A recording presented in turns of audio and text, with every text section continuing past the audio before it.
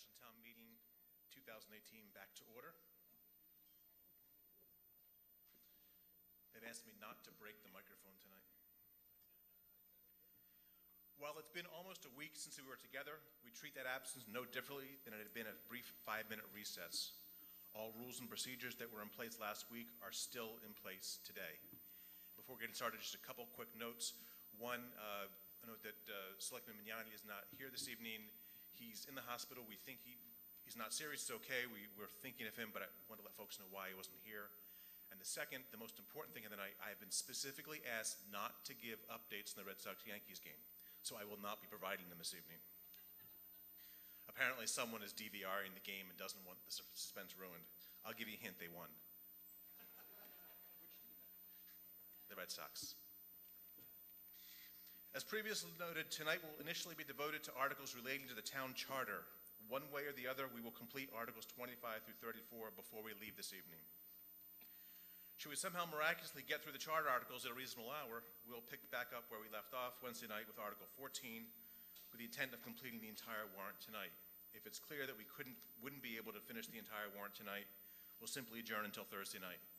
When we get to that point, we'll see what time it is, and I'll really leave it up to you folks whether you want to continue or not. If the consensus is that you want to push through, we'll push through. If the consensus is you don't, we won't.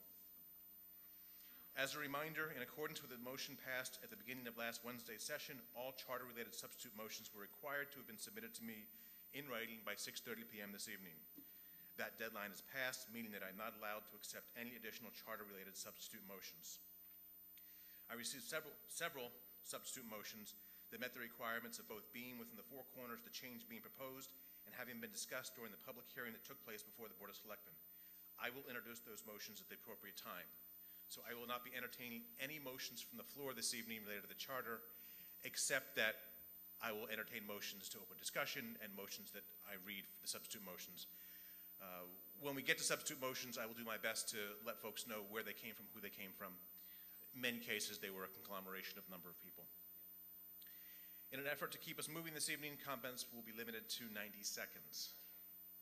Before we begin, we'll hear a brief report from Roberta Sullman, Chair of the Charter Review Committee. Ms. Sullman. Okay. Thank you, everyone who's here tonight. I really appreciate your interest in this very important topic.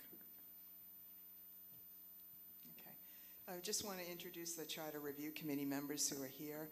Alexis Christopher, Betsy Emberly, Steve Greenberg, Joe Mignani, KG Narayana, Ken Rush, and myself. Okay, the town charter is the constitution for the town, and it sets out the fundamental principles which determine how the town is governed. Our mission as the Charter Review Committee was to review the existing charter and make recommendations for any changes which would improve the charter. We sought a lot of input from the town, which I'll talk about in a minute, but our main goal was to make those recommendations and to have a process that was as inclusive as possible and that had all the moving parts be accountable to each other in an appropriate and proper way. Next. The town charter, as the Constitution, it defines the powers of town meeting, which is this legislative body here tonight, and all of the elected officials for the town. The charter also defines some other processes, including the recall of elected officers, the powers and duties of the town manager, the organization of town departments, the budget process, resignations, how to fill vacancies, and what you have to do to lose your office.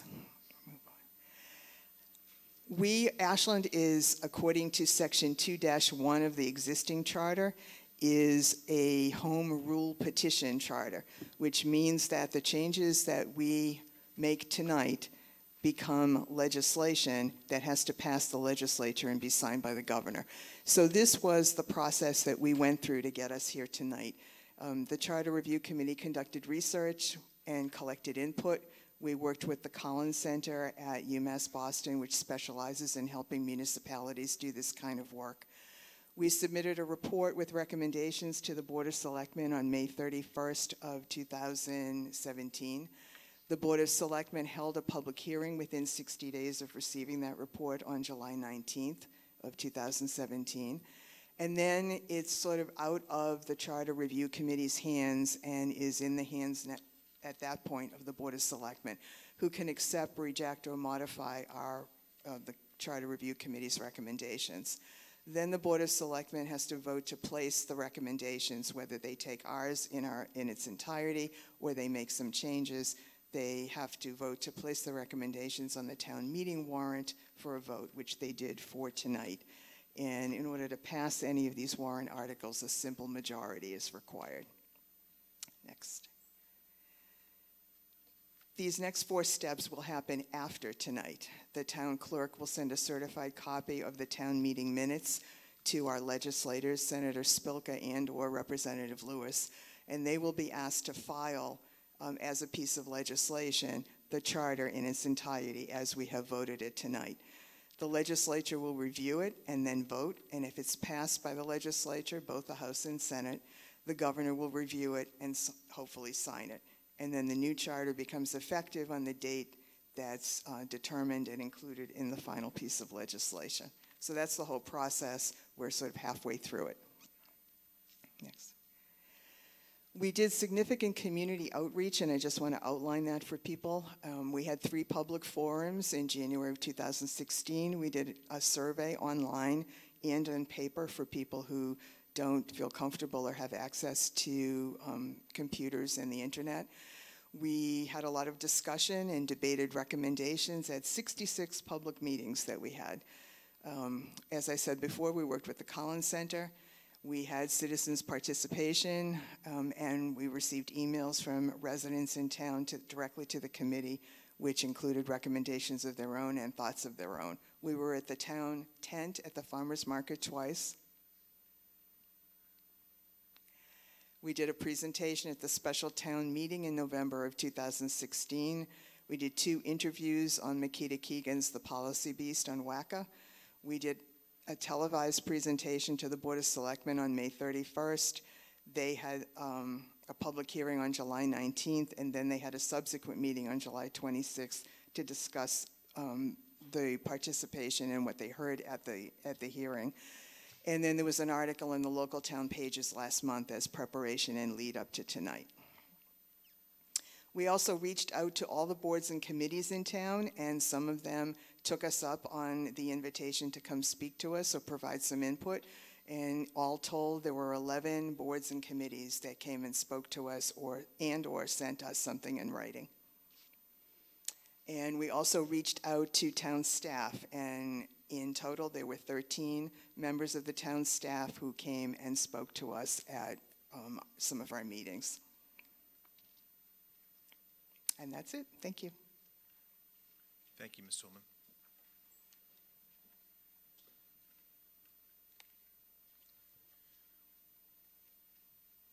We will start with Article 25, the Charter Omnibus Changes, sponsored by the Board of Selectmen. I should make 2 notes at this point. One is that Town Council Lisa Mead had a conflict this evening. We're being ably staffed by her partner, Adam Costa. And I'm taking advantage of Town Council not being here, and I'm not reading the whole motions tonight or the articles. Don't tell her that. Article 25, to see if the town will vote to authorize the Board of Selectmen to petition the legislature to change the Ashland Home Rule Charter by adopting the typographical error corrections and grammatical corrections throughout the Town of Ashland Charter as set forth in the draft charter dated April 11, 2018, and which is on file with the town clerk, or pass any vote or take any action relative thereto. The Finance Committee defers the recommendation to town meeting. Mr. Mitchell.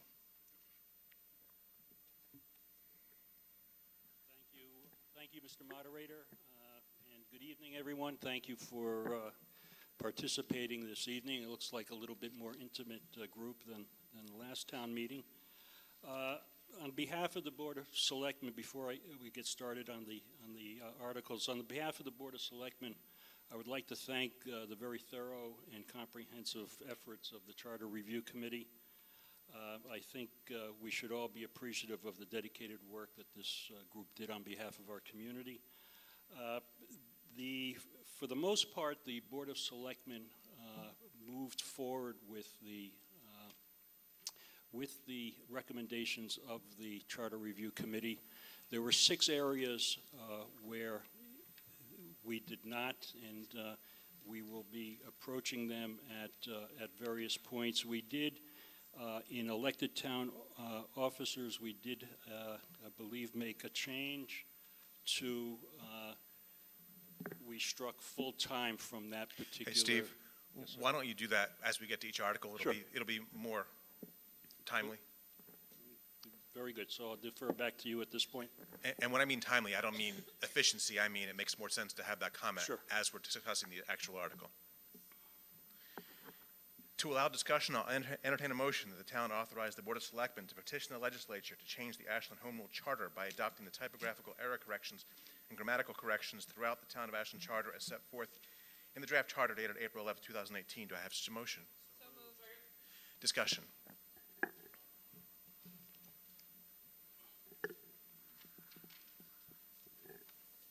Mr. Moderator, Gary Ingram, Olive Street. I have a question, and then I'd like to make a short speech. I know I'm limited in my time. My question is, why is it that all of the charter articles that were presented in the warrant were not presented in the same format that we generally put out changes in our bylaws? In other words, presenting what is being deleted, what is being changed, what's being added, so that full understanding could be had from the article itself. The warrant is not mine. I can't speak to that. This would be for the selectmen. I understand. I was getting there. Mr. Herbert?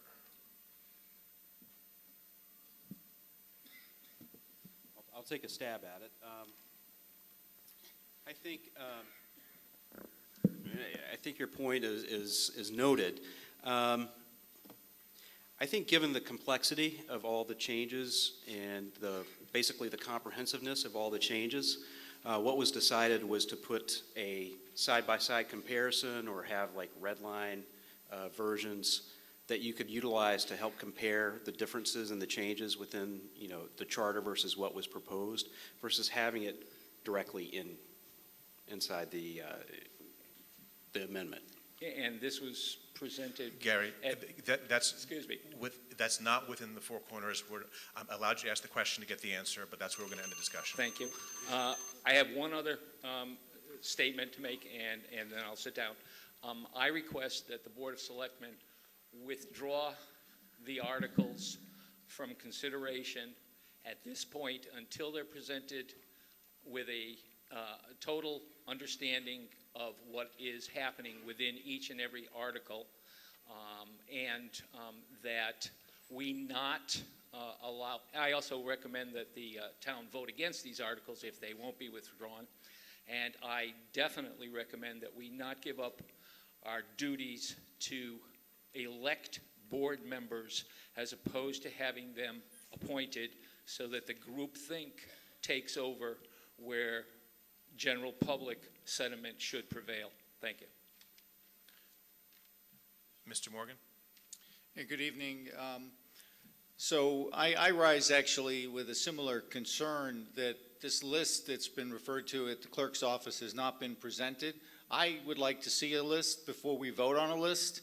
I think that it's well recorded that, voting on things you don't read is a bad practice, and so I'd like, at least in this form, that list be shared before we take a vote.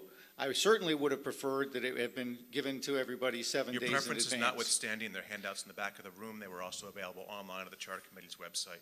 Thank you, Mr. Morgan. They were not at the town website. The Charter Committee website is on the town's website. Mr. Shapiro. Arthur Shapiro, Myrtle Street. I just want to agree with the previous speakers.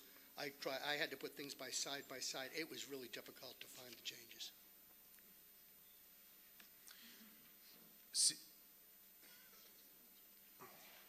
Listen, be nicer. I got the score right here. Go ahead. Joel. Joel Arbeitman, Woodridge Lane. First, I want to really thank the Charter Review Committee. I lived with this for a long time, and the meetings were endless, the effort was endless, and the time was endless. It was an unbelievable effort that was made. I hate to be at a point of wanting to withdraw all of this work late in the game like this, but I am deeply concerned about a very flawed process. I mean, let's admit this. We were told for the first time at our last convening of last week that any substitute motions had to be made by tonight. And the problem that that created is, where could I find, what notice was I given about seeing the side-by-side? I didn't know about that they're on the website. I didn't know where to find data. I didn't know what substitute motions could I make. What is within the four corners if we don't know what's being changed? How did we know what was even being addressed? I had to read the whole charter. And I think that this wasn't good the way this happened. I'll just leave it at that without making any recommendation. Thank you. Thank you, Mr. Arbeitman.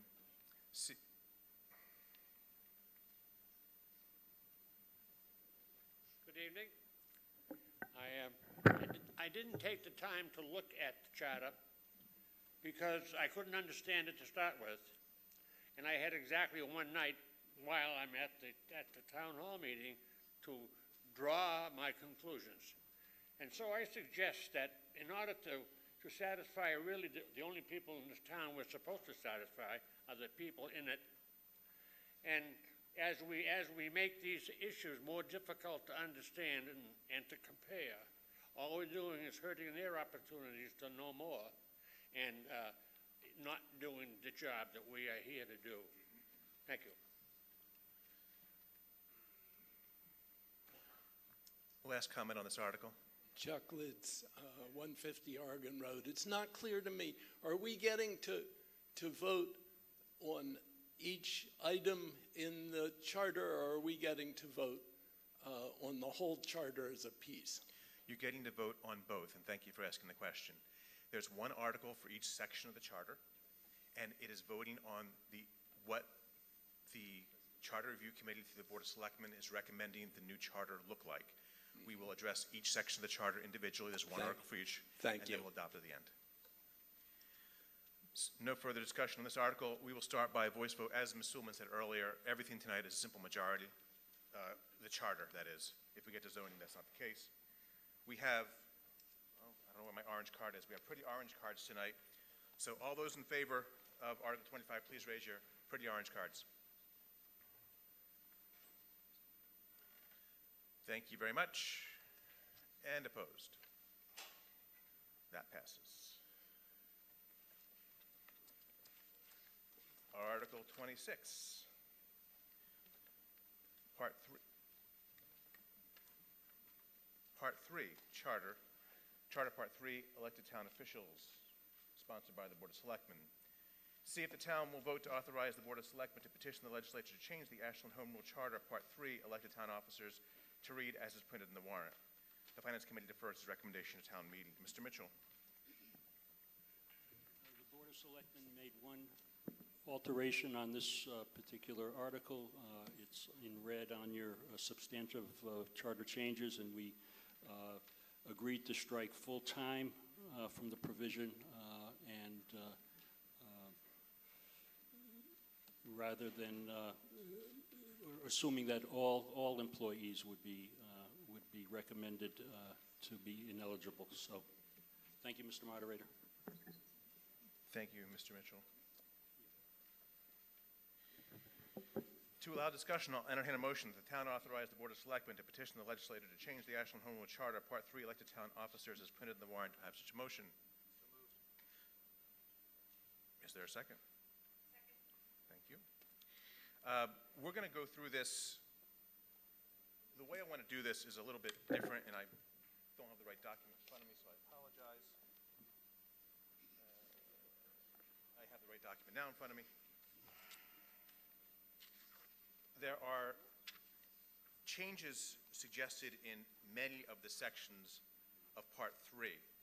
And in order to try to guide the discussion, what we're going to do is discuss section by section, just so we can have a better conversation.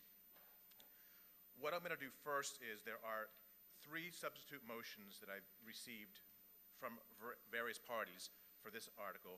They all relate to the Board of Health.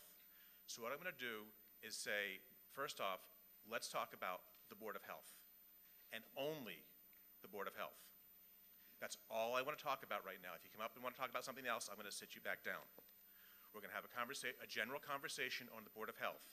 Once we've had sufficient conversation on the Board of Health, I'm going to take essentially an unofficial poll of those present and say, do you want them elected or appointed? And depending upon the result of that straw poll is how we'll proceed. If the answer is we want them appointed, then we're not going to bother with the substitute motions, which are all to keep them elected.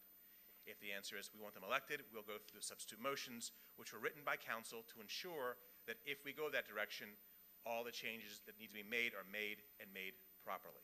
Is that clear? Okay, so Board of Health only. Ms. Sulman. I just have a point of clarification that there is another change in section 3-9, which comes under this article and is not related to the Board of Health. So, Don't believe there is. yes, there is, and you have substitute yep. motions to that effect. You're right, I do. I apologize. Okay, so 1 and 2, there are actually 4. 3 of them relate to the Board of Health and 1 doesn't. I would have okay, gotten that. so start over. So Board of Health. Ms. Okay, Sulman. so for the Board of Health, I'm speaking as just myself individually because I was a minority, in a minority position, not agreeing with the decision of the Charter Review Committee. I believe that the Board of Health should remain as an elected body. I think it needs to have independence. It does important policy work. It can't be appointed by another entity that it may have policy differences with. For transparency and the best accountability for the town, I think that it needs to remain elected. I think the move to change it to appointed was kind of reactive to the difficulties that the Board of Health was having in their inability to move forward and actually do things for the benefit of the town. They were unable to stop squabbling, and so people just said, okay, let's make them appointed and we'll get rid of this problem. But as we've seen many times, you can make a big mistake with an appointment and you can make a big mistake with an election. There is no guarantee one way or the other. We have to be diligent and choose qualified and good candidates. Thank you, Ms. Sulman. Mr. Scheer. Robert Scheer, 41 Bay Colony. Speaking as an individual selectman, I voted against this I wanted to keep the Board of Health as an elected body for the reasons basically very well stated by Roberta. Thank you. Thank you. Mr. Elbert. Adam Elbert, 5 Bobcat Hill Lane. Speaking as myself, not a member of a board or committee, and as somebody who was an elected member of the Board of Health, along with Mr. Hart, I think we can both attest that when people are on the board as elected members, they can work cooperatively and get things done. There's nothing wrong with the process. The issue is the people who were on the board at the time, and there's no reason to change the process to fix a people problem. Thank you. Mr. Morgan. Yes, Steve Morgan. I support an elected board. I think it's good governance to have a separate responsibility between the various elected boards in the town. Board of Health is a critical board. I also raised to say that as a lame duck member of the Capital Committee, and the refusal of the Board of Selectmen to appoint... Steve, move on or get out. Again, the Board of Selectmen, as an appointing authority, has refused to make other appointments, and I, for one, don't think that they're responsible for additional appointments. Mr. Crow. Preston Crow, 41 Rockwood.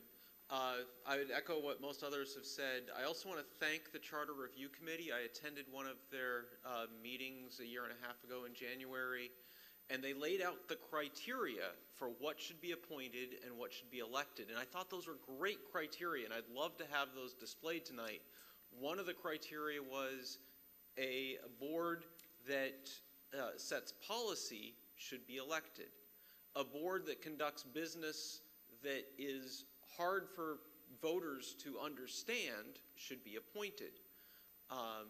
And there were a number of criteria like that. And if you think about it, the Board of Health fit their criteria for elected, and yet they said appointed. Meanwhile, the Board of Assessors fit the criteria for appointed, and they didn't make a change, which, you know, it's not a big issue, but it certainly is something they could look at in the future. Maybe it should be appointed. So I think they did a great job of coming up with criteria. They just didn't apply that well, and so we should consider the amendments. Sir. Chuck Lids, 150 Oregon Road. this is just too important a position to appoint. This is something that we need to have an input in. I also want to thank the Charter Review Committee. These decisions are really difficult, and I understand that, but I'm also for an elected board. Ms. Margulies. Good evening, Judith Margulies, 53 America Boulevard. I am also in support of an elected board. I believe that represents democracy in its best form. The people have an opportunity to have direct input into who makes their decisions in a town this size. To have a board of selectmen and a town manager who oftentimes have a significant input, it's important to have that balance. And lastly, I just wanted to point out, we have very few people here today, and this is relative to even other town meetings. And this is quite reflective of volunteerism in general, whether it's people standing up to run for office. We don't have competitive offices right now. We have very few individuals, and I would like to make an appeal to the people of this community that with strong staff behind you, you step up, your staff helps you, and that things can get done, and that it is really, really important that, in my opinion, we have competitive races for all of these boards. Thank you. Mr. Shapiro. Thank you, Mr. Moderator. Arthur Shapiro, Myrtle Street. Everybody's been so eloquent tonight. Doesn't leave me much. I also have served on the Board of Health 5 terms, and I sat on that side of the table. Our right to vote for our public officials is of utmost importance. Any democratic society has the right to vote for their officials. I'm not going to repeat what's been said, but if we give up our right to vote tonight, we'll never get it back.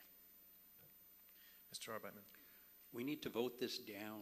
We shouldn't be sacrificing our liberties. We have town meeting form of government. We have a right to come here, speak our minds, discuss the issues. And to turn everything over to one central body, elected though they be, misunderstands the whole basis of this country.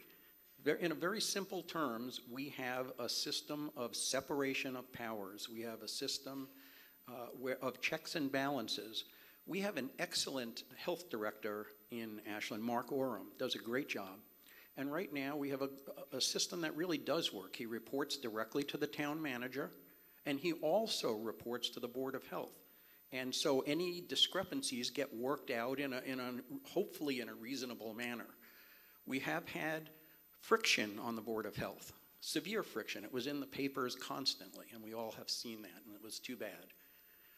But one of the items that we'll be voting on later that weighs directly on this is that the Charter Review Committee has made it easier to recall elected officials. There is a stopgap. There is something that has been done so that if there are very serious problems, we can do something about it. They've made it easier to do that and fix any problems that may need to be fixed in the future. So I would say that we want to leave this as an elected office and not vote for this amendment. Thank you. Thank you, Mr. Arbeitman. Mr. Narayana. KG Narayana, 49 Thomas Road. For full disclosure, I am a current Board of Health member. And also, I was a member of the Charter Review Committee. I'm speaking on my own recognizance. And You're speaking what? I'm sorry. I'm on my own account. I'm speaking on your own as a account. personal account. I'm not that. speaking on behalf of the Board of Health or the Charter Review Committee. And I came to this country and then absorbed this citizenship to enjoy the voting rights. And now I see that something is being snatched away from me. I hope that doesn't happen yet. Thank you. Gary Ingram. I took the liberty of printing out a page from the town budget document that was online for 2019. And I find that according to the document, at least what it says, is we have only 9 elected boards or committees. We have 29 boards or committees appointed by the selectmen at this point, plus appointments by yourself and the town manager. I don't even think the 9 are really voted anymore because I believe the Housing Authority was dissolved and we don't have a board of that anymore, so that left us with 8. And if we did away with the health board, that would leave us with 7 elected panels in this town. Please don't give up your right to vote for what you believe in. Ms. Rooney? Kathy Rooney, 136 Fountain Street.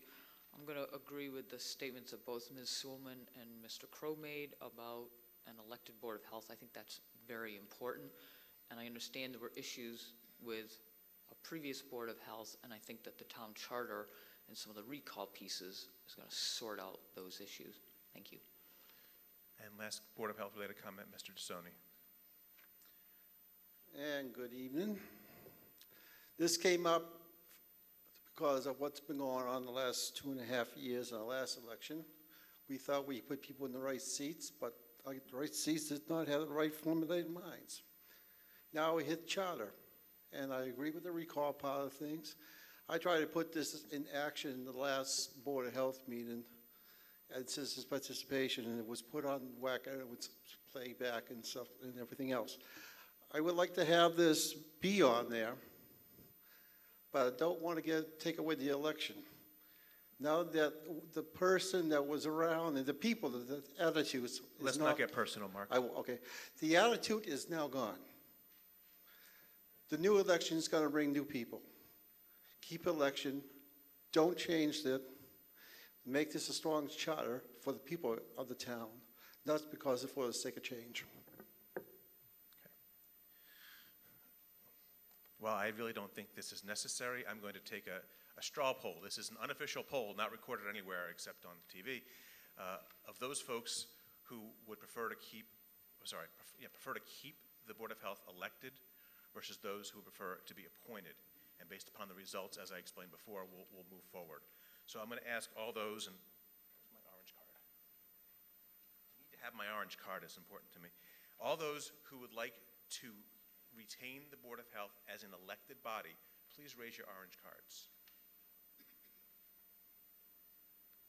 Thank you. Those who would like it to be an appointed body, please raise your cards. I don't need tellers for that one. Okay. So the sense, I'm going to make the official announcement that my reading of the sense of town meeting is they would like to keep the Board of Health as an elected board.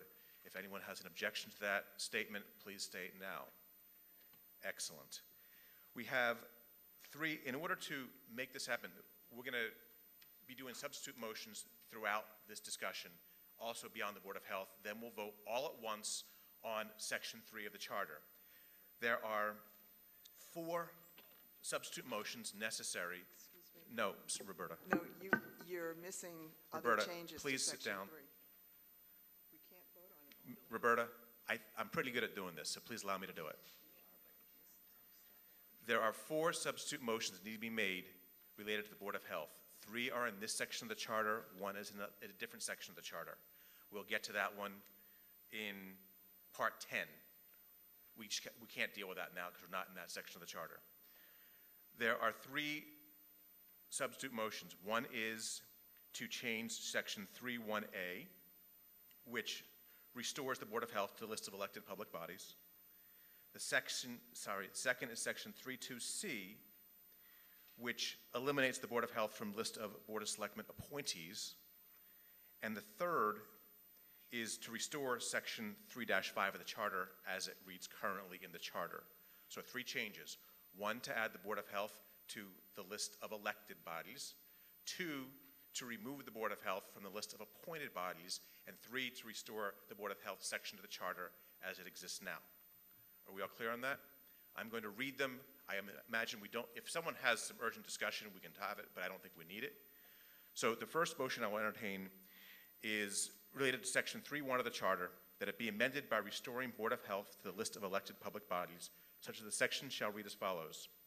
The offices to be filled by the voters shall be a Board of Selectmen, a school committee, a town moderator, a Board of Assessors, a Board of Health, a planning board, a Board of Trustees of the Public Library, and a housing authority.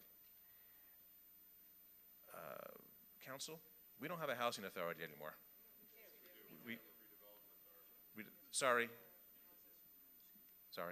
we do. Never mind that, Council. It's just getting warm up here. Regional authorities, districts, committees, or such other entities as may be established by law or intergovernmental governmental agreement may also be filled by the voters. That is the motion that would be required, the first motion. Do I have such a motion? Discussion. All those in favor of that motion, please raise your cards after I take the vote. All those in favor? What? He doesn't have it to be on the screen, Joel.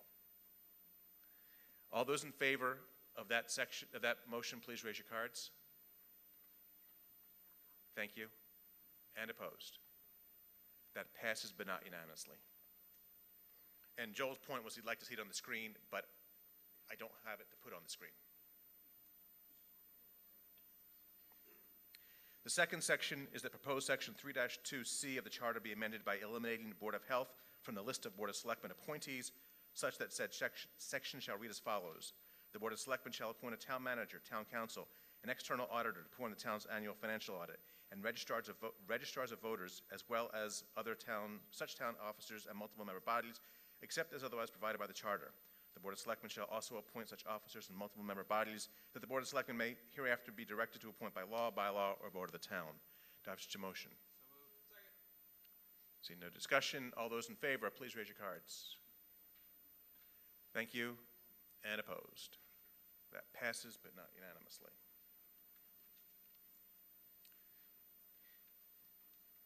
The third one, that proposed section 3-5 of the charter be restored in its entirety, so as to read as follows. Section 3-5, Board of Health. There shall be a Board of Health composed of 5 members elected for terms of 3 years each, so arranged that the terms of as nearly an equal number of members as is possible expire each year. B, the Board of Health shall be responsible for the formulation and enforcement of rules and regulations concerning public health. The board shall have all the power and duties given to boards of health by the laws of the Commonwealth, the charter, bylaws, or town meeting vote. That's exactly what it reads now. Do I have such a motion? Oh.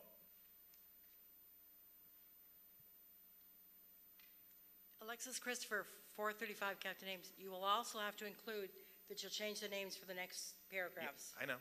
Okay. Mr. Moderator, does, by reinserting 3.5, do we then have to renumber everything that follows Were you not it? paying attention to what Ms. Christopher just asked? No, I wasn't. And Sorry. folks, I got it covered. Okay. Do I have such a motion? I'm going to revoke that because I didn't read that section. It's right here. It does continue. The new section, that section is approved. Part of the motion also is, and further, that subsequent sections 3.5 through 3.9 of the charter be renumbered as sections 3.6 to 3.10. That's not what was in the charter, which is why I didn't read it. So are we clear on that? Okay. All those in favor? And opposed? That passes, but not unanimously.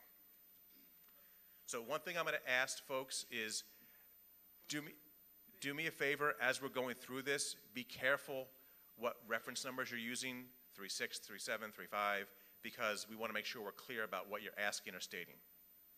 Point of order, you clarified the motion after it was made and seconded, and I'll restate the motion then.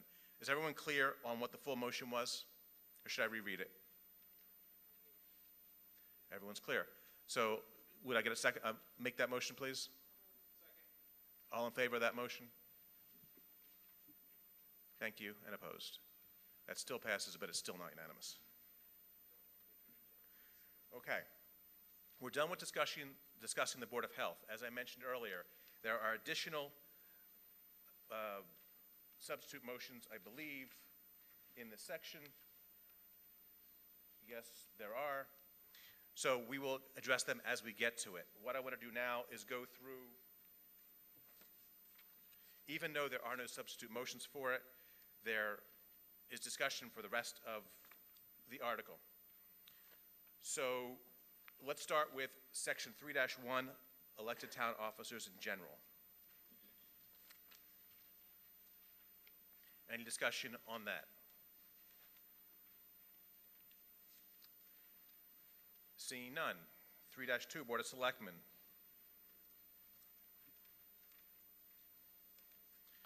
Seeing none.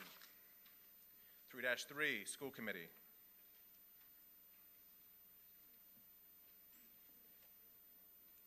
Seeing none.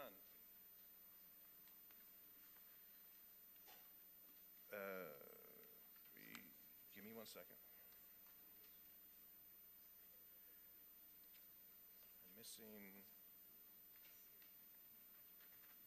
I am missing something for, yeah, 3-4, town moderator. There is a substitute motion for this.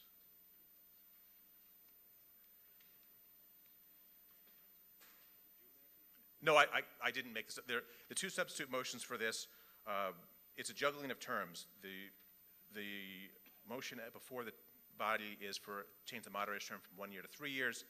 I've received one substitute motion that would like to make that 2 years. I've received another substitute motion that would like to make that 1 year and remain it as it is. Mr. Elbert. Adam Elbert, 5 Bobcat Hill Lane. I'd just like to say I'm in strong support of changing the moderator term to 3 years. Every one of our elected officials has at least a 3-year term. The primary job of the moderator, other than moderating town meeting, is to appoint the finance committee. As a number of people have said, we're changing the way that recall elections work, so I know there was concerns of if we go to a 3-year term, what happens if we're stuck with a bad elected official? I think that addresses that problem. It applies to all the different boards. I want to commend the town moderator for the job that he does, and I think it's absolutely ridiculous that he has to run for re-election every single year. He should have the same type of term as everybody else who's on a board or committee that's an elected official. Catherine Jerzyk, 11 Rodman Road. I did submit a substitute motion, and that was for 2 years. And I feel like that's a good compromise from going from 1 year to 3 years. And we're lucky that we have someone that wants to do the job and continues to rerun. And sometime Adam might change his mind about that, and we could get a new person. And 3 years is a very long time if it's someone we're not happy with. And I understand there's recall, but that still is, as it should be, a relatively onerous process. So I feel like 2 years is a very reasonable compromise. And just to clarify, we're having all the discussion now. Once the discussion ends, I will enter the substitute motion for 2 years, and if that fails, we'll go to 1 year, and if that fails, we'll go back to the original 3 years. Mr. Ingram. Mr. Moderator, I would recommend that, and speaking to the article in general, that we go and stay with the 1 year. The position of town moderator is rather important, given that he's the one who has sole control. Or she, excuse me, has sole control over the people who make up the finance committee. And as such, there are eyes and ears looking at the budget. And I'd rather that if the town as a whole has an objection, that this board, the body be allowed to elect another moderator who would appoint different persons. The other question I quickly have, so that I can get off of here, is I did notice, and this is not on the specific point that we're talking right now, is the sheet that was in the back has a charter review committee recommendation on it that's obviously not printed in the main warrant article. Did this require a substitute motion to make this change, or because it was changed by the Charter Review Committee, it was allowed automatically? What are you referring to, so I can be clear? It says Charter Review Committee recommended no full-time employee. Board of Selectmen agreed to strike full-time so that the provision covers all employees. This is in 3.1. And again, it's on the paper that was distributed in the back this evening. Right. Well, it was showing what was changed from the current charter. No, this is that's correct. That's what the paper is intended to. But in red at the bottom, it appears that there was an additional change made since the original article. This document? I'm referring to this document. Okay. Yes. Well, this is not the official document. This is a summary of changes. This is a summary. So this was not done by the town itself. This was just put out for clarification purposes. The red line version is the official version. Okay. So the red on this document is something that already exists in the request for the article. I'm sorry. Yes. Thank you. It's important clarification. Mr. Morgan. Yes. So I rise to support the existing term because it's combined with other items. I did put a substitute motion forward to keep it at 1 year. I think the 1 year has worked well. I attended the hearing where this was discussed. There was no basis for changing it from 1 year that I heard, no actual basis other than the convenience of the current moderator to not run for re-election. So I favor 1 year. I think that is sufficient and pretty much is usually an unopposed position, no difficulty to get awarded. So I think it's fine the way it is. We should keep it at 1 year so everybody has an opportunity to step up if they choose to and run against the moderator. That's my opinion. Thank you. Mr. Hanna. Regarding this position, I believe that we should leave it alone. That's got nothing to do with the personalities of the town moderator. He is who he is. He's the only person at the meeting that people will sort of like because there's either positive or negative running around at that meeting, and there's one guy who's neutral, and that's usually the moderator. And that's a warm feeling for a lot of people to get when they go to a town meeting. And so I suggest being into many of these town meetings, there's very few people that have had to have only one meeting or one service. Most of them have been so good and so honest that they go there until they get tired, not you. So I stay with one and make it easy. Thank you. Mr. Rush. Thank you, Mr. Moderator. Ken Rush. I am a member of the Charter Review Committee. With regard to the motion for a 2-year term, when we were discussing this, that did come up during discussions, but we were led to believe at the time that state law limited our choices to 1 year or 3 years. So perhaps through you, Mr. Moderator, to Town Council, we can clear that up so that we're not... Yeah, I'll allow council, but the Mass General Law says 1 or 3, but we're a special act community, so we have those options to do pretty much whatever we want. Okay, thank you. Ms. Tillman. I just wanted to give some of the background as to the reasons why the committee is recommending 3 years. Contrary to what Mr. Morgan said, it was not for the convenience of the current town moderator. We looked at some research done by the Collins Center, and of towns with populations plus or minus 2,000, within 2,000 of Ashland, 58% had a town moderator term of 3 years, and 20% had a 1-year term. We also felt that there was a significant learning curve to the job, and to have someone have it only for a year could essentially mean that they might only preside over one town meeting. We happen to routinely have a special town meeting, but that's not guaranteed. So we felt that for all of those reasons, the final reason being that to have somebody have to run every year takes away from, it puts the focus on running for re-election instead of having the focus on doing the job. So we felt that it was more efficient for somebody to have a 3-year term. There was a learning curve that is extremely significant, and we looked at other towns as well. So we thought that altogether that made a good case for making it a 3-year term. And you get the last comment on this one. Well, the first comment is I'm going to catch it when I get home for this. You already were from the past 20 minutes. Maybe so. I'm not going to take a strong position on this one way or the other, 1 year, 2 year, 3 year, but I do want to say that I don't agree with the learning curve argument. I don't disagree that there is a substantial learning curve. I think that's fair enough.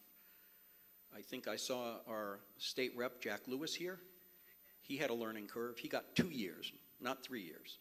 We have our federal Congress people, and they get 2 years, not 3 years. There's learning curves there. Theirs might be a little more difficult than our local officials. So I'll just leave it at that. I think relative to the learning curve argument, there are many examples that seem to indicate that there are more complicated positions to learn, and that seems to be what is in common usage, both in Massachusetts and federally. Thank you, Mr. Arbeitman. So here's what we're going to do, since we have essentially dueling substitute motions. The first one I received, well, there were one for 2 years, one for 1 year. So this is how we're going to do it. We're going to vote. I'm going to entertain a substitute motion, not yet, to change 3 years to 2 years. Excuse me. If that passes, then that'll be part of the motion. That'll change 3 years to 2 years. If it fails, we'll try for 1 year. If that fails, we're back to 3 years. Everyone clear on how that's going to work? No. We're going to vote on 2 because it's the higher number, kind of like we do with the budget. So if 2 passes, if the majority, by simple majority, says they're in favor of the substitute motion for 2, we're done. It's 2. If 2 fails, then we'll move to 1. And if 1 passes by simple majority, we're at 1. If it fails, we're back at 3. So if you want 2, vote yes for 2. If you want 1, vote no for 2. If you want 3, vote no for both. Is that clear? I'd really like to just say who wants 1, 2, and 3, but I can't do that within procedure. So we're clear now. I will entertain a substitute motion to change section 3.4a to 2 years versus 3 years. Is there such a motion? Is there a second? Second. Any discussion? Good. All those in favor, raise your cards. Thank you. And opposed? And that fails. Entertain a substitute motion to change 3 years to 1 year. Do I have such a motion? Is there a second? All those in favor of 1 year, raise your cards. Thank you. And opposed? That fails. We're back to 3 years. Okay. We've already talked about the new 3-6 Board of Assessors. There are no changes in that. 3-7 Planning Board, there were no changes in that other than spelling out the names of the years. 3-8 Board of Library Trustees, also no changes in that other than spelling out the name of the years. 3-9 Housing Authority, all no changes in that other than spelling out the names of the years. There is a substitute motion for 3-10, which 3-9 listed in your programs. This relates to holding multiple offices. And the way it reads right now, 3-9A, says, member of the Finance Committee shall, during the term of office, not hold other elective or appointed office. What? 10A. What did I say? Oh, because it says 9 here. Thank you. 10A. B says, whenever the town shall undertake to construct or improve a municipal building or property, one member of the Finance Committee may be appointed to serve as a voting member of the Building Committee, to which, is being dealt with.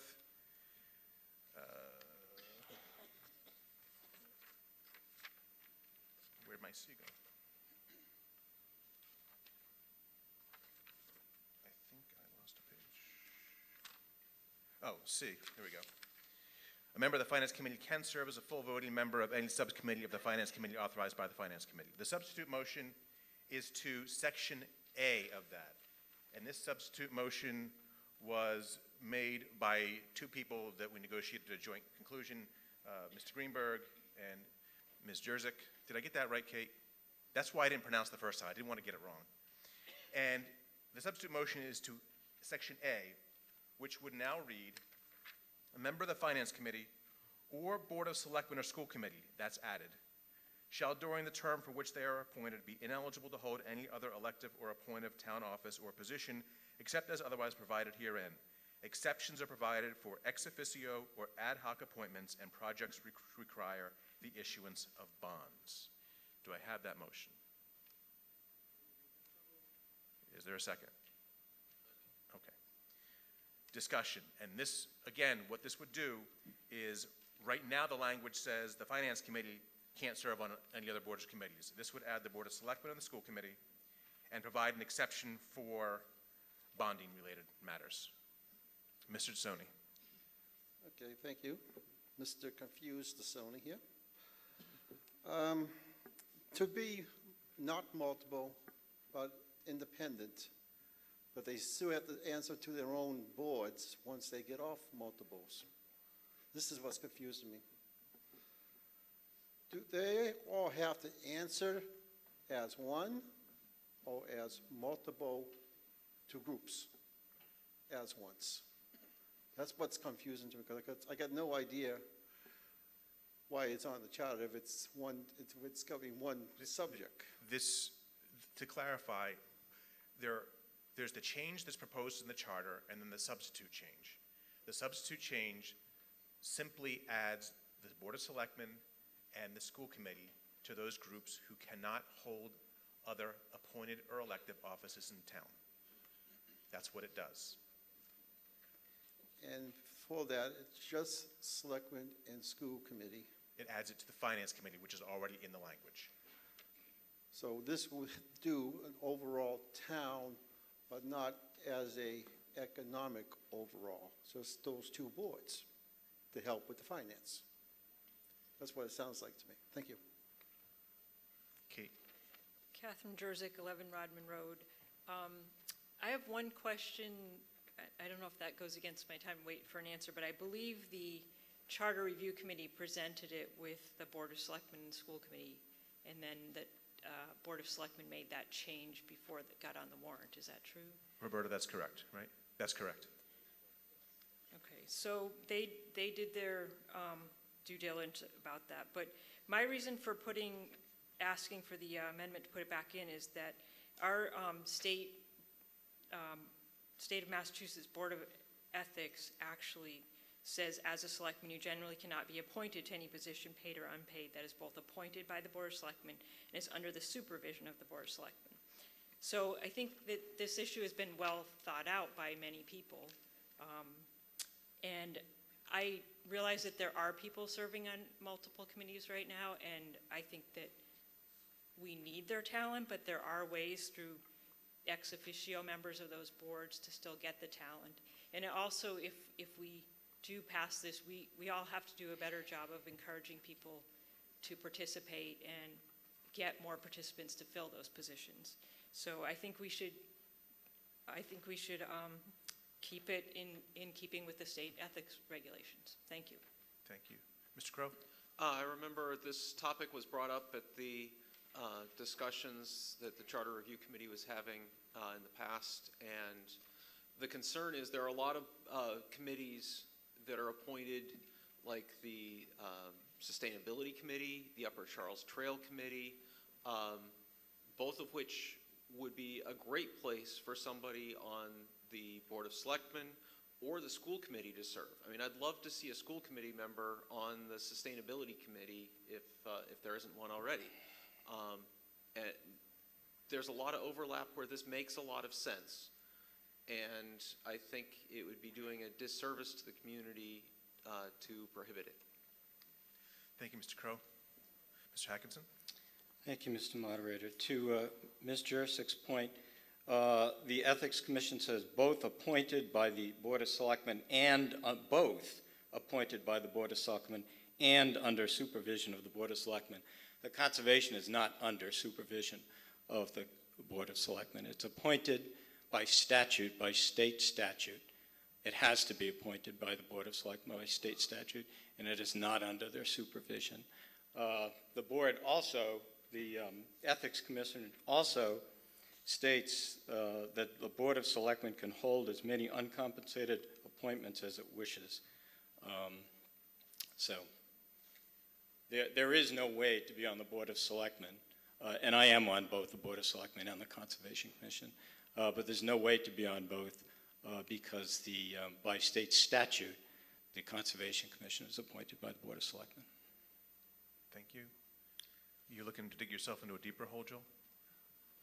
I'm already there. Yeah. Thank you. Thanks for pointing that out again. I'm here to help. I appreciate that. I strongly support the work and the recommendation of the Charter Review Committee. They held 3 large public forums that were very well attended. They showed, I think the number was 26 public meetings. They talked to some, I think it was 11 different key committees in town. And this was the result that they recommended, was to add the selectmen and other boards to the restrictions on the FinCom. One thing that we're doing very badly, and Preston mentioned the Trail Committee. Well, I'm on that committee as well. And one of the things that the selectmen do very well, they try to encourage more participation, more volunteerism, more people to get involved and have a role. And yet, they take a slot on these committees. I value their experience, the broader town view that they have more so than I would have. and the many different people they interact with. But they should be there as a liaison. They should be there in an advisory capacity. They should be there as a communications link, not to suppress the final recommendations of boards and to play a dominant role in the committee meetings, but rather to share their thoughts, give us feedback, and take this back to their board. So I would encourage to support the motion as made. Thank you, Mr. Arbuthnot. Mr. Morgan. Yeah, good evening. I also support the comments just made by the prior speaker. I did attend the charter review and supported this change when it was being discussed at the charter review. I think we need to have good organizational governance, and that really comes down to one executive role per person. I wish this article would go even further, but given the language, I will support this language. And I think if you're a selectman, you should focus on being a selectman and be a liaison, be involved. You don't need to be on a committee to be a selectman. Selectman's already, a very important office. Likewise on finance committee. If you're a finance member, the independence there was important. That's the reason it's that way in the charter now. And I think schools, given the size of the budget and the importance of schools in the town, equally important that that be an independent committee and the people on that committee focus exclusively on those activities, except perhaps for ad hoc or these kind of pop-up committees that are ex officio type organizational subcommittees. I certainly support the carve out for that, but as far as primary executive responsibilities in the town, I think it should be one role per person at a time. Thanks. Ms. Margulies. Thank you. I wanted to make a general comment concerning it, and that is, I agree with those individuals who've expressed an interest that members of one committee should be aware of what's going on at the other committee. And yes, I have always actually experienced when attending other committees, whether it's the Trail Committee or something else, when you have your own primary function on a board or committee, it is well worth it to go and participate in those committees. You can do that without being an actual voting member of those committees. And I think that's actually the best way for our democracy to function. And when it comes to the number of folks that we have coming forward to participate, I think one of the things that the charter has failed to actually really, or possibly, I don't want to call it a failure, but one of the things that we as a community need to look at is what is the real root cause of the lack of volunteerism, if those of us who may identify that as existing, why that really is, and to address that, because we need to have our community involved. Thank you. Mr. Kendall. Paul Kendall, 25 Olive Street. I am a member of the school committee, just speaking on my own behalf. First, a point of clarity. It's not all or nothing with these other bodies. Section 32F says, no member of the Board of Selectmen shall concurrently hold any other elected town position. So they already have in there that they can't be elected to, say, school committee or Board of Health or other things like that. So we're only really, as it relates to the Board of Selectmen, this changes whether they can be appointed to another committee. So I agree with what's already there, not this motion. To say that a school committee member needs to focus on school committee, I think we know what we need to focus on. I don't need somebody else to tell me that. But I also think that I should be free to devote my time and energy to any other cause I feel worthy. And I have the availability to, whether that be the Sustainability Committee or something like that. And as it relates to ethics, I just had to go through the 2-year recertification on the ethics training. There's something called recusal. You can just not vote on something where there is a conflict. You can disclose that conflict. So that's not a reason, for the same reason everybody was concerned about previous changes relative to the Board of Health being elected and appointed. We're trying to solve a problem that doesn't have a problem. You can already recuse yourself. There's already ways to handle conflicts of interest. So, thank you, Paul. Ms. Suleman. I just want to share a couple of other things that the Charter Review Committee discussed when they made this recommendation. One was that there were about 14 instances where members of the Board of Selectmen were appointed on other committees, 13 or 14.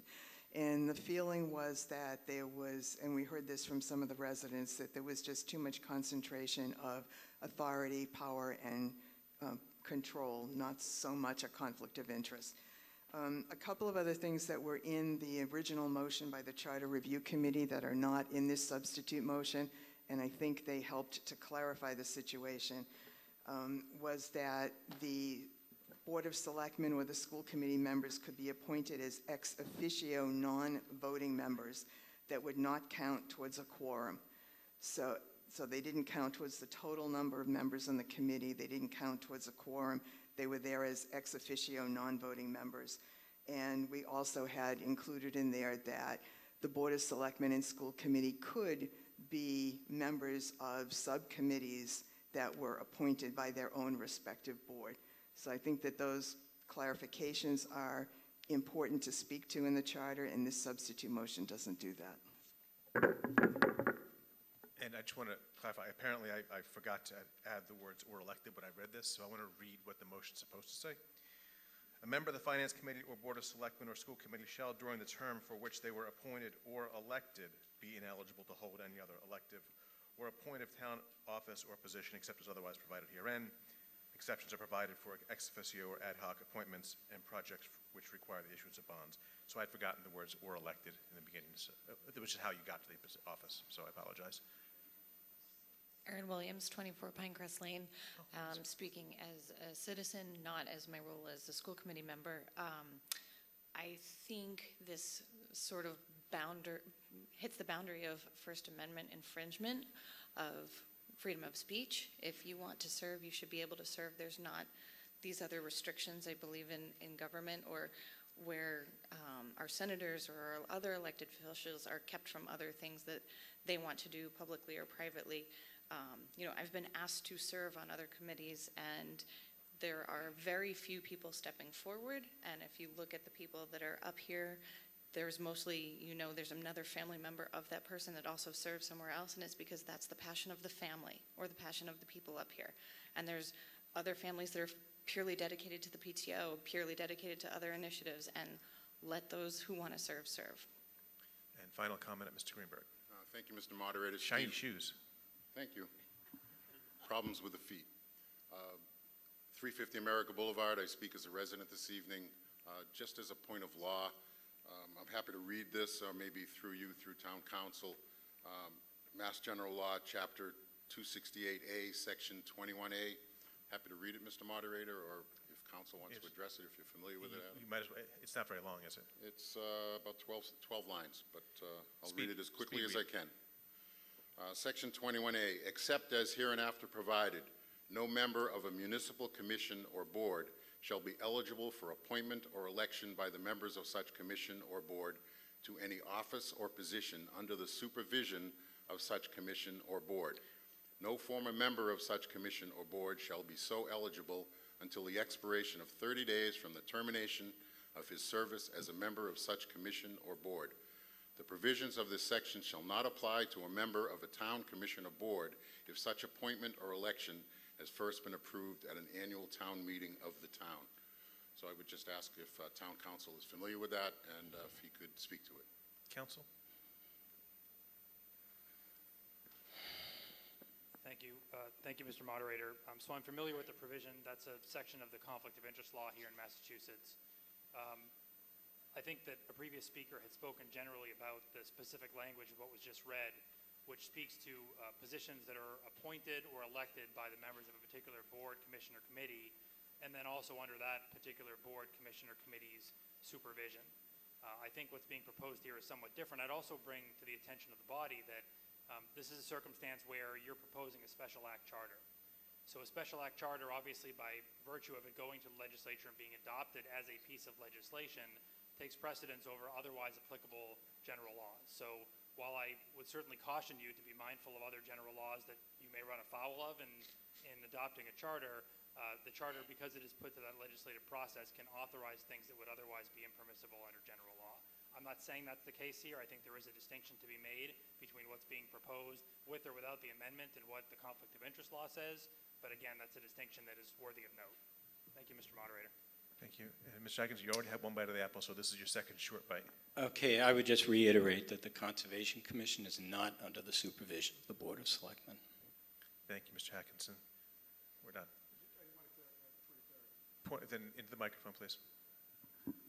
Can town council, with it, how it's written, can town council speak to how it would impact appointments to, say, the school building committees and things like that? And I wasn't sure with the substitute motion how that would go. Council relating to building, I think it's already carved out in the language of the article. Forget about the substitute motion. It's already in the language of the article that allows for that.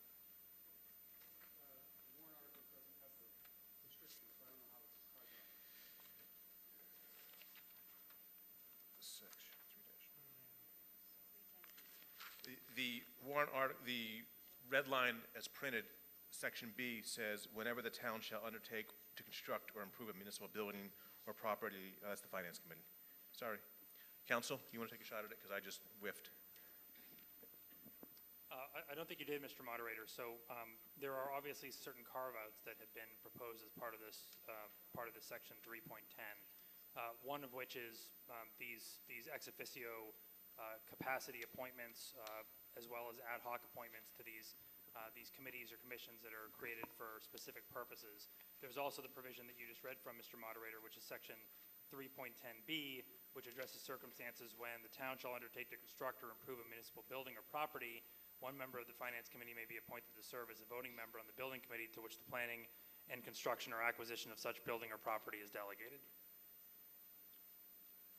But with the addition of the school committee in Board of Selectmen to that same line, that other line does not have those provisions. That's correct. That's correct. The substitute motion as proposed provides exceptions for projects which require the issuance of bonds. I guess legal counsel could probably expand that to include a school building because it requires the issuance of bonds. And that would apply to the Board of Selectmen and the school committee. The school building committee does not issue bonds, they spend money.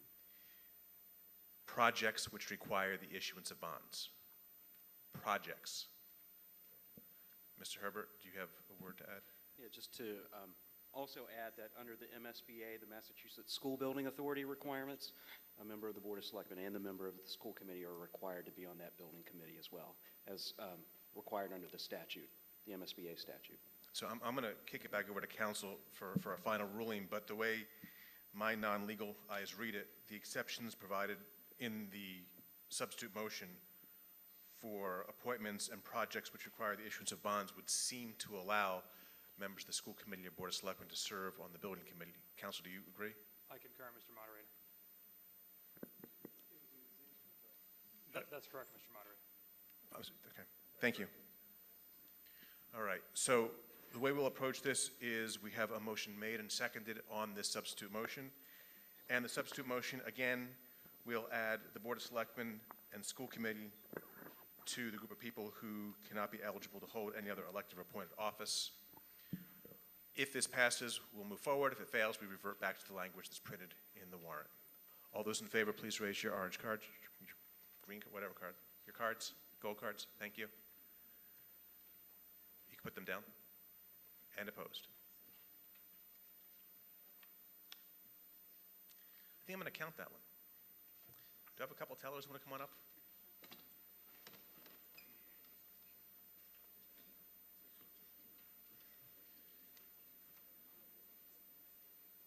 Yeah.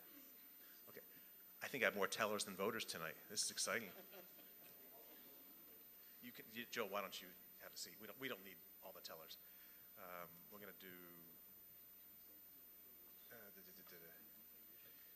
I'm going to do, Preston, I think we're all set. We can do the 3. So what we're going to do is vote again on the substitute motion. I'm going to read the substitute motion one last time. The substitute motion says, a member of the Finance Committee or Board of Selectmen or School Committee shall, during the term for which they were appointed, be ineligible to hold any other elective or appointed town office or position except as otherwise provided herein. Exceptions are provided for ex officio or ad hoc appointments and projects which require the issuance of bonds. If you like that, you're going to vote yes. If you prefer the original language, you're going to vote no. Kellers.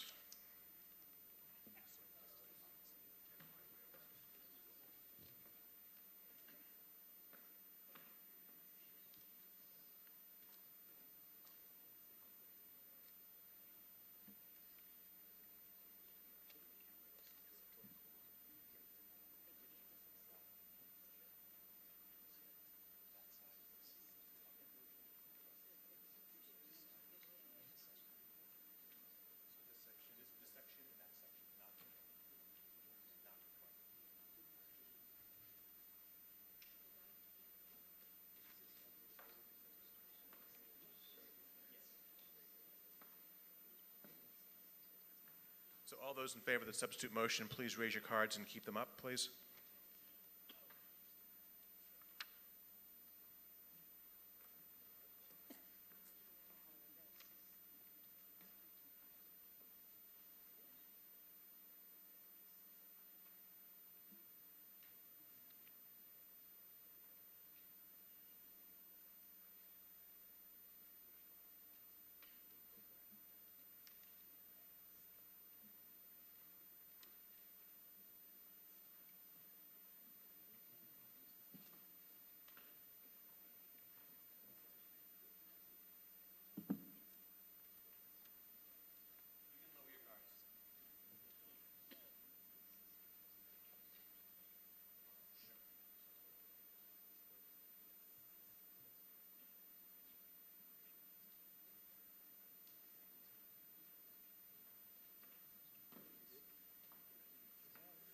All those opposed, please raise your cards and keep them up.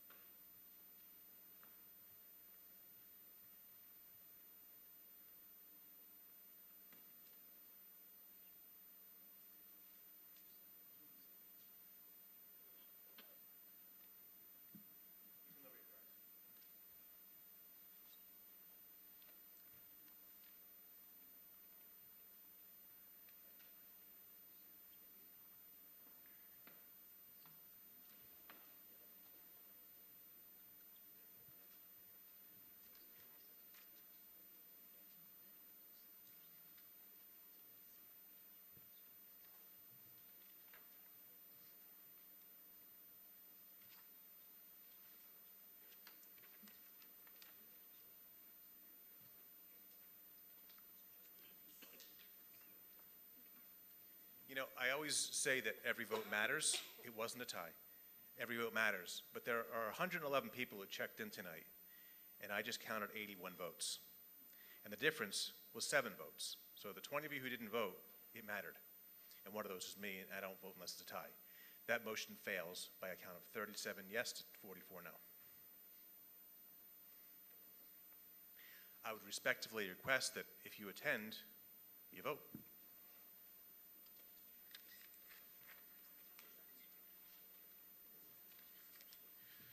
Okay, we've now disposed with that.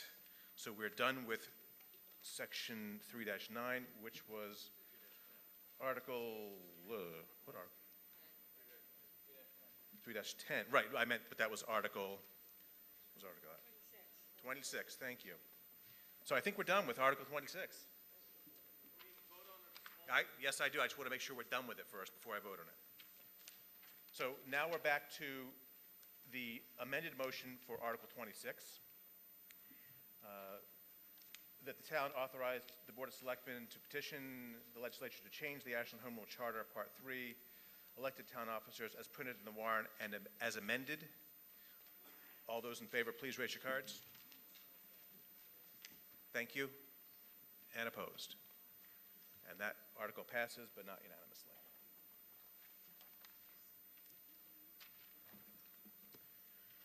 Article 27, Charter Part 4, Recall of Elected Officers, sponsored by the Board of Selectmen. See if the town will vote to authorize the Board of Selectmen to petition the legislature to change the Ashland Home Rule Charter, Part 4, recall of elected officers to read as is printed in the warrant. Finance Committee defers its recommendation to town meeting. Mr. Mitchell. The Board of Selectmen consensus on this particular article Steve. was to... Yeah, we just can't hear you. Check.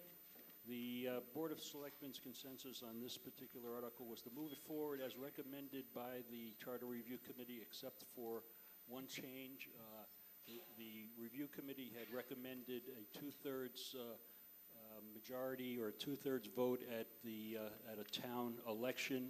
The board opted to go with a majority vote to be consistent with the way we elect our officials at this point. So the only change was from two-thirds to a majority vote. Thank you, Mr. Mitchell. To allow discussion, I'll entertain a motion. The town authorize the Board of Selectmen to petition the legislature to change the Ashland Home Rule Charter, Part 4, recall of elected officers as printed in the warrant. Do I have such a motion? Second. You'll be happy to know that there are no substitute motions for this article. Mr. DeSoni. Okay, thank you. Good evening. And transparency, I'm one of the few that read the charter. That's why I'm up here only for a little couple seconds. And this is one of the best changes in the charter itself, a recall for majority. It gives any reason why and every reason to do and to vote, to be careful with and understand with. To recall, there should be, which I was not told, again at the board, I spoke there was no code of conduct. That would be my only question, if it's in there or not. Once I get done, I will have that answered. But this, yes, this recall will make the town not be an embarrassment because they had people there that shouldn't even have the right to be seated. But this is right to have in, to get stronger, and to have the right mind and formulate people. The overall town will be better for it. Thank you. Thank you, Mr. Tony. Mr. Morgan? Yeah, Mr. Moderator, just clarification. I think you said there were no motions in this section. I thought we had a correspondence in regard to putting the two-thirds back into the article, which perhaps is in your papers. That's for Article 31, Section 8-2B and C. Okay, thank you. So I personally am very concerned with the lack of definition around what the current standards are for this process. I think it should be a very difficult process, particularly concerned with the lack of a code of conduct in writing before we vote on this article and how that code of conduct might be created. You know, we don't want to have people deciding that the committee member they don't like shouldn't be on a committee. You know, issues notwithstanding, you know, it's a democratic process, and the fact that people can't organize a meeting really isn't a reason to silence a person's voice in a democratic process. So I don't support all this fancy removal logic. I think there's already a process for removing members from committees. If there's an actual just cause for that, I think just cause is the terminology in the charter now, which is actually being removed. I think that's a good high legal standard and should be kept. And so that there is a need for findings and a hearing before people get removed. I was very concerned to see the addition of the removal of a guarantee of a hearing. So you can be removed without even having a hearing. Mr. Morgan, you're talking about the wrong article. I think it's related. The two go together. But I agree with you. It's a separate article. This is on voting. The other's on other issues. Can we keep this one to voting, please? I just finished my 4 seconds, and I'm done. Thank you. Ms. Suleman. I just want to point out a couple of differences between now this article and the way it exists right now and the change that's being recommended here. We reduced the number of signatures required on the affidavit from 500 to 150. We increased the number of days to collect recall petitions from 20 days to 28. We reduced the threshold for the number of registered voters who have to participate in a recall election from 25% to 15%. And we reduced the maximum number of days between the submittal of all the paperwork and the certification of it and when the recall election has to be, from 90 days to 65. We also changed the election. Instead of having it be a dual election that would serve two purposes, as a referendum on whether or not to recall somebody and an election on whom to put in that position. We just made it a single election for whether or not to recall somebody. And a new provision was added that no one who's been recalled or resigned as a result of a recall process against them can be appointed to a position or hired as an employee for a year after that recall occurs. Thank you, Ms. Sullivan. Mr. Shapiro? Thank you, Mr. Moderator. Arthur Shapiro, Myrtle Street. My concern is the reduction number of people required from 500 to 150. Government's great, but this is the in for politics and abuse. With the numbers so low, getting 150 signatures to roll this process forward is not that difficult. I did not get a substitute motion on time. I wish I had, but I'm concerned with about 150 people. Thanks. Thank you. And last comment on this article, Mr. Hanna? Or not, because Mr. Crow just got up. Am I ready? You may, but you're not last. Oh. You're next to last. I've been sitting here tonight for the last 2 hours or hour and a half. And Hour and 26 minutes, to be I'm precise. extremely disappointed in the mass confusion that we're here trying to settle the charter. I think it's almost an embarrassment to the town that 104 people came to decide your fate, and one of them is to be recalled. And that's an embarrassment beyond imagination just to think about it. And we let 104 people decide that's not bad. So I got my spleen spinning in my stomach, but I'm attempting to control myself. But this has been a terrible, terrible example of our democracy in this town. By policy, I don't comment, but I do want to respond to that. I don't disagree with Mr. Hanna about the turnout, but this town meeting is open to every registered voter in town. No one was prohibited. It was publicized. Everyone was here. So I would argue that no matter what the subject matter, we shouldn't avoid making a decision because people aren't here. We should respect the people who are here and allow them to make the decision. Mr. Crow?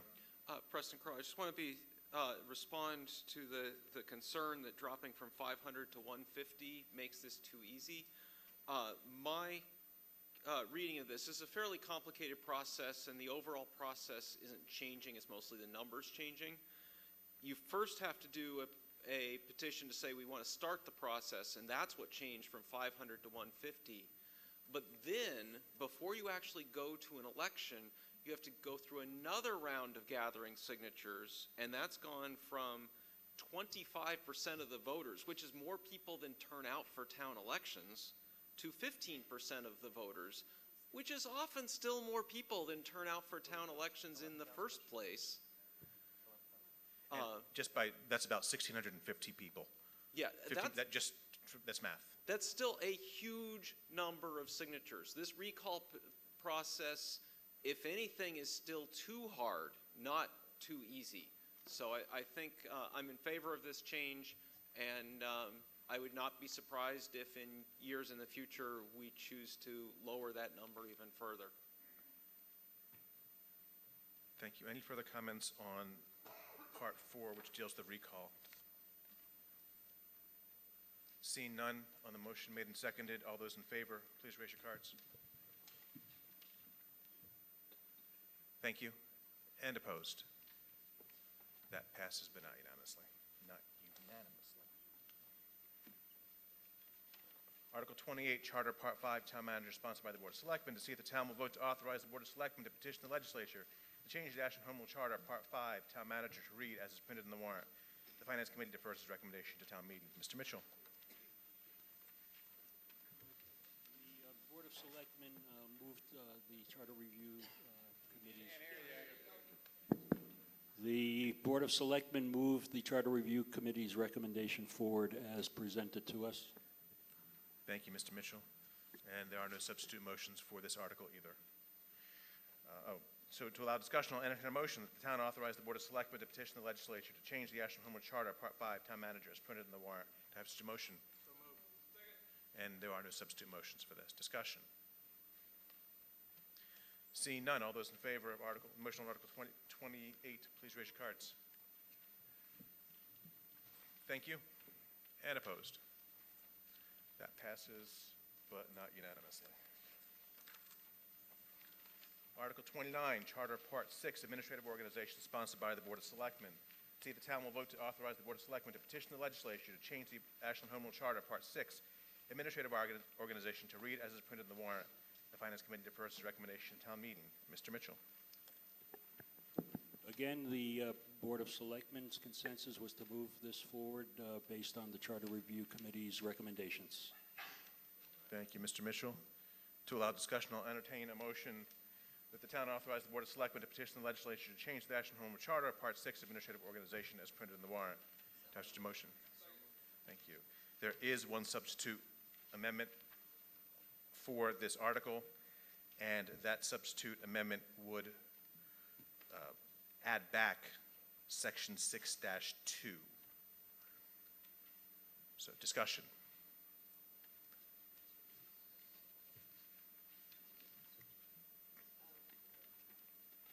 I'll entertain that motion in a moment. We can, Mr. Morgan? Yeah, so I brought that motion. I brought the same concern up to the Charter Review, and I never got another answer. But this ostensibly is here to delete the human resource system. And I think there was some confusion between what is a system, and a system can be on paper cards or a system can be in a computer. And so I think the original charter intended that that human resource system be a tracking system and a promotion system and evaluation system. At least that's what I think we're talking about here. And so I would be uncomfortable removing the, quote, human resource system. I think we actually have a human resource director who was hired, and he should have a system that supports him. Or she. Or she. So at least that was my confusion with it. And I thought when we discussed this earlier in the process, there had been general understanding that that's what that really meant. But I'm interested to hear further. Ms. Tillman. I'll just try to clarify. Section 6-2 was put into the last charter to mandate establishing a human resource system and department. And now that it's been established and there is a director, we didn't feel it was appropriate to keep that section still there. We're not in any way trying to dismantle the human resource system that the human resource director uses. We're just saying there's no longer a need to mandate establishing one because it's been done. Thank you. So on the substitute motion to restore existing language in Section 6-2, Human Resource Management System, all those in favor, please raise your cards. Thank you. And opposed? And that fails. See no further discussion on Part 6. All those in favor of the motion Article 29, please raise your cards. Thank you. And opposed? That passes, but not unanimously. Sorry. Article 30, Part 7, Financial Provisions, sponsored by the Board of Selectmen. See if the town will vote to authorize the Board of Selectmen to petition the legislature to change the Ashland Home Rule Charter, Part 7, Financial Provisions, to read as is printed in the warrant. The Finance Committee defers its recommendation to town meeting. Mr. Mitchell. The Board of Selectmen consensus was to move this forward as presented by the Charter Review Committee. Thank you, Mr. Mitchell. To allow discussion, I'll entertain a motion that the town authorize the Board of Selectmen to petition the legislature to change the Ashland Home Rule Charter, Part 7, Financial Provisions, as printed in the warrant. Do I have such a motion? Discussion. Mr. DeSoni. This will be real quick. What is this going to be doing once it gets passed or failed? What is what going to be doing? Why was it brought up? The charter's being reviewed and amended, the entire charter, Mark. But this section here is, if it works well now, why is it being changed? Or is it a continuation of what's working? The Charter Review Committee spent 2.5 years working on this. I'm not going to answer that question or have it answered in 20 seconds. Okay. The documents are all out there. There were many meetings. Then I'm going to just keep my vote in mind to all the explanations of everybody else that comes talking up. Mr. Kendall? Paul Kendall, 25 Olive. I don't know if this can be entered as a scribblers error. Section 7-1 E references, says... New E or old E? What's in the warrant. Okay. It says upon receipt of budgets referenced in Section 7.1C, but 7.1C doesn't reference that. It references a policy statement, so I'm assuming that should say 7.1D. So I'm I assuming that. concur. Counsel, you concur?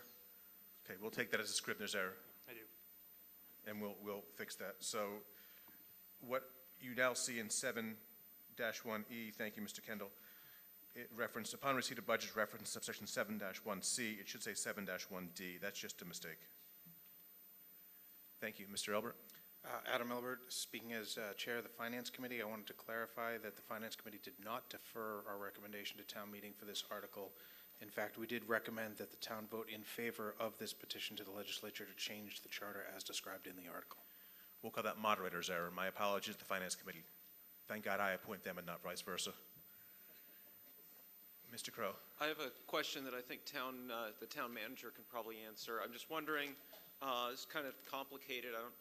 I'll admit I don't fully understand all of this. Does this mostly reflect how the town has been doing the budgeting within the last few years, or does this institute changes in the process? Mr. Herbert. So I believe the changes in this section are twofold. So first, the information that we include in the budget now is not required, right? So we include all of the fund information, the revolving fund information. We've done that of our own volition. What this charter change would do is require that now. So, so again, it takes the discretion out of our office. The second, and forgive me if we haven't got to this point yet, but it also requires a quarterly reporting of the expenditures versus what the budgeted accounts were. So it's required to be provided, I believe, on the website or at least in a public way, again, on a quarterly basis. So people would have the opportunity to go and see, okay, this is what was budgeted, this is what we're expending so far at this point during the year. Thank you, Mr. Herbert. Is that? Hi, Deborah Griffin, 44 Roberts Road. I know this is too late to say this, but I appreciate that the language has changed from he to he, she. And in the future, it'd be great if you would also include they, because not everybody is binary.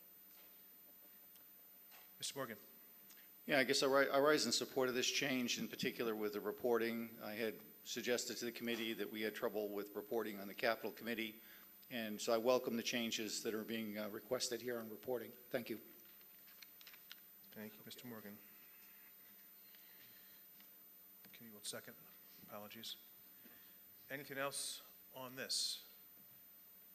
Seeing nothing, all those in favor of the motion on Article 30, please raise your cards. Thank you. And opposed? We have unanimous vote.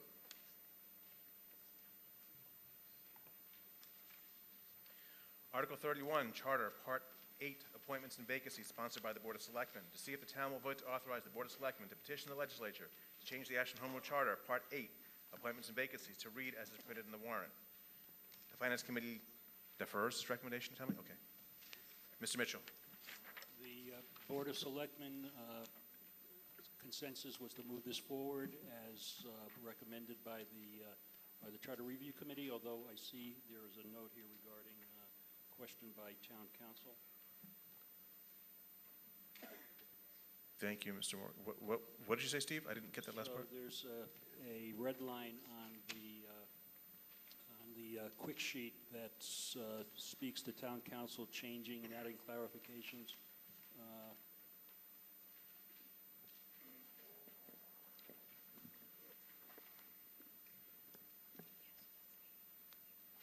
Town Council removed the phrase "just cause" in Section 8-2C. That's what you're referring to, Steve, right? Right. Section, it says Section 8(1)B. The Oh, I'm sorry. clarification that was added by Town Council. Town Council changed 8(1)B, adding clarification the town moderator shall follow the appointment process, but as a single individual cannot be held to the requirements of the open meeting law specific to multiple member audience. Yes. If I could, through you, Mr. Moderator. So that's already been addressed in the version of the charter that's been circulated. There was an issue concerning the ability to subject the town moderator to the provisions of the open meeting law. The open meeting law, by definition, applies to quote-unquote public bodies. A single individual, by definition, can't be a public body, can't be subject to the open meeting law. It's that simple. They said they wanted me to document the conversations in my head, and I said that was dangerous. So, To allow discussion, I'll entertain a motion that the town authorize the Board of Selectmen to petition the legislature to change the Ashland Home Rule Charter, Part 8, appointments and vacancies as printed in the warrant. I have such a motion. Discussion, and we do have several substitute motions. 1, 2, 3, 4. 4. I'm not sure who was first, so whoever was first. Mr. Morgan, Mr. Sony. Okay, then, straw vote. No problem. Can you put that back up there, please? Because I was reading it and formulating my question from that. Okay. I agree with the section 8.1b, the whole paragraph. And, but I'm a little bit hesitant about the words at the eighth section there. The bylaws of the Commonwealth and vote of the town meeting in accordance to the provisions therein. Why is it titled Selectmen, School Committee, Town Moderator, and other multiple members? Is the rest of the town worth talking about? Thank you. Mr. Morgan. Yeah, just a clarification on the open meeting passage. So it's my concern that I brought to the Charter Committee a year or two ago that the moderator appointments are done in a private, non-public process. They've added some language here. Obviously, as those familiar with the topic are aware, the court case in Conley allows for appointment of advisors who are not in a public meeting. It's a group of people potentially, and so should the moderator choose to appoint advisors, I think it's important that that whole process be a public process, that there be a meeting notice, that there be minutes, and that it be done up in front of the public, where today it's done at the moderator's discretion. So I'm not in favor of removing the open meeting law passage. It certainly may apply if advisors are used as a group.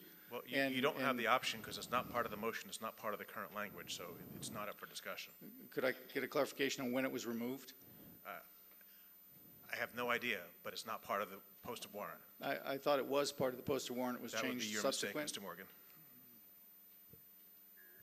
Okay, thank you. Mr. Kendall. Paul Kendall, 25 Olive. I hadn't said it before, but I do want to thank the Charter Review Committee that this is a very difficult thing to do, so I appreciate their efforts. I understand the idea of 8.1b, but I've had some difficulties with some of it. I don't think it's practical to require the interview of candidates in a public meeting. It's logistically not practical. If you have 15 people applying, you got to schedule that. It's just not practical. I'm also afraid it might dissuade applicants. We already have a challenge with getting people to come out. And if I knew that I was going to be interviewed for this in a public forum and that I might not get it and that everybody in town would know that I wasn't selected for it, that might dissuade people. And I think we want to do the complete opposite of that.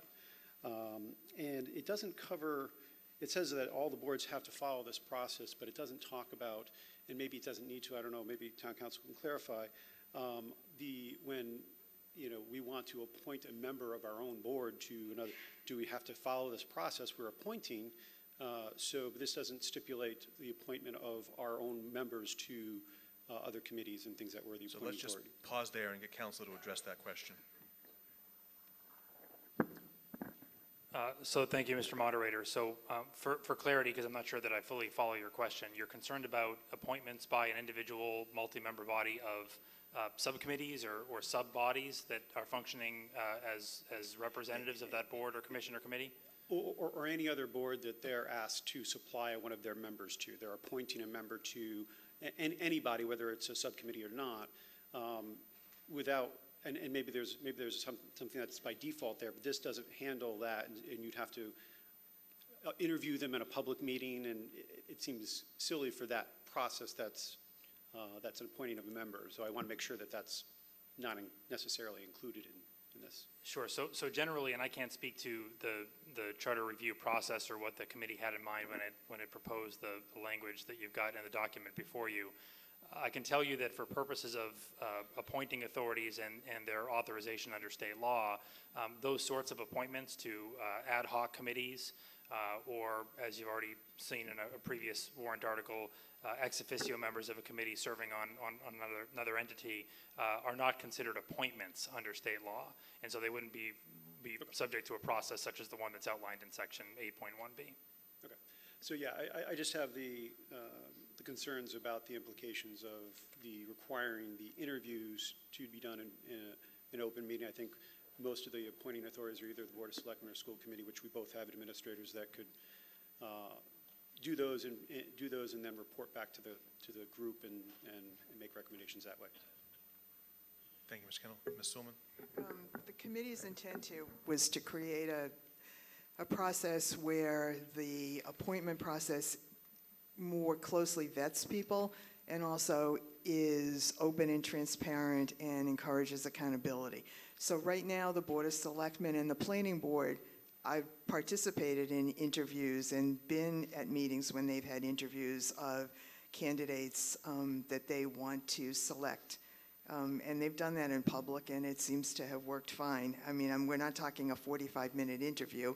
We're just talking the ability to see the person face-to-face, have people on TV see who it is, have people in the audience be able to ask questions, and just have it be a transparent process. So that was our intent in making these changes. Thank you, Ms. Sulman. Alexis Christopher, I'm on the Charter Review. The other thing we were interested in was being consistent. We were all interviewed by the Board of Selectmen before we were appointed, and we thought that that was a good idea to do that for all committees. Thank you. Thank you. Mr. Rush sat down. No more discussion on this article. Don't worry, Steve, I'm going to get to you. I'm closing discussion on everything except for Section 8-2. Section 8-2, we have 4 substitute motions from Mr. Morgan. I'm going to just list them off just so you get a sense of what they are, and then we can start knocking them out one by one. The first substitute motion relates to Section 8-2, Section B. The first substitute motion would delete that section in its entirety and then presumably renumber the remaining sections. The second substitute motion, assuming that fails, is, and I say assuming because the next one is contingent upon it, is to reduce or to increase the plurality in Section B from majority vote to 2/3 vote. Then we move to Section C. The substitute motion would change the plurality from majority vote to 2/3 vote. And the fourth change, substitute motion, would remove Section 8-2E. Did I get those right, Steve? Okay. So,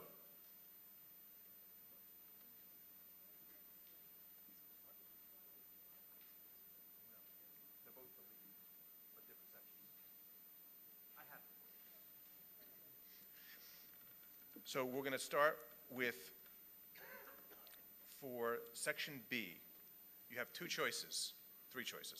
Choice 1 is delete the section, in which case we will have to renumber the remaining sections. Not a big deal. We'll vote on that. If that substitute motion fails, then we'll vote on the next substitute motion, which is to change majority vote in the first line to 2/3 majority. If that fails, we'll revert back to the original language. So, is everyone clear on that? Is there discussion on that? I mean, I can make the substitute motions first, but we might as well have the conversation. Mr. Morgan. Just real briefly, so the reason I brought this forward is I'm very concerned that a committee, which often takes votes every time they meet, that a simple majority of members on a committee can ask to have another member who's been appointed removed. I think that's far too low a standard. I don't know if this is a reaction to certain committees or not, but the idea that, you know, 3 out of 5 people can request a removal of a member from a sitting committee just seems like far too low a democratic standard. And that's the reason I think that it should be left in the current status, which is the appointing authority and a legal process. Alternately, I think 2/3 majority seems like it's a commonly used standard that would more apply to a group that is unhappy with a member, because this is a group unhappy with its own member that thinks they should remove the vote of that member even though that member has been appointed. So I think that's a discussion that's divisive, and I think the standard is far too low as a simple majority vote. And I just wanted to point out, because Mr. Morgan made the substitute motion, I want to be clear, because something he said was incorrect. He originally said that a majority or two-thirds can remove a member. They can't. They can petition the appointing authority to remove the member. So you said that two different ways. The first time you said they could remove, the second time you could say petition. I want to make it clear that nothing in this section allows the members to remove anyone. They have the right to petition the appointing authority for such removal. The appointing authority would have the ultimate say on removal. I think that's correct, Mr. Moderator. I certainly didn't, I know believe that's I misspoke, and this is a vote, actually a committee spending its time and resources Thank you, to Mr. take Morgan. a vote I was to remove a clarifying. member. Thank you, Mr. Morgan. Hi, Ryan Turncliffe, 21 Rossi Lane, not speaking on behalf of the Finance Committee. I was curious to know if the Charter Review Committee considered quorum or not, or if this language is related to all members of an appointed board. Ms. Suman.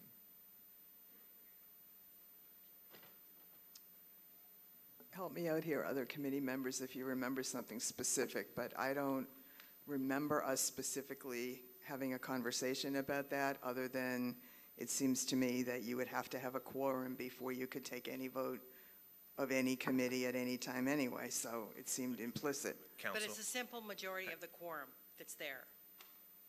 So if you have four that was my question, yeah, whether or not all members on that committee had to have a vote, or whether it was just a quorum had to be present. In other words, quorum has four to be, members. in order to hold a meeting, a That quorum has to be part there. I understand. I'm just asking for clarification. It's a simple majority. It was my understanding and my belief, based on my remembering, that it was a simple majority of the individuals that were at that meeting. So it's Council, would you confirm that legally that's the case? It's a simple majority of the quorum or the whole committee? Of the quorum present at the meeting? In section B.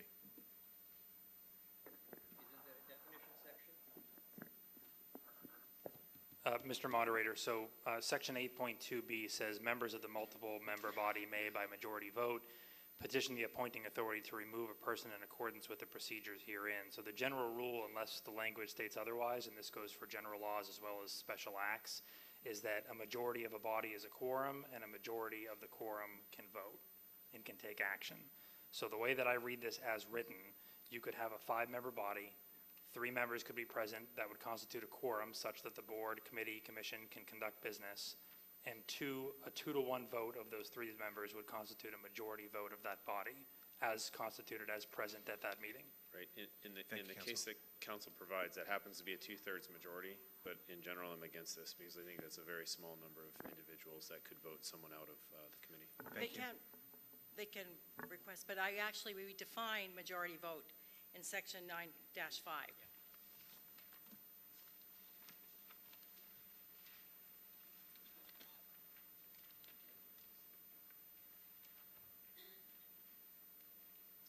Which is exactly what council said.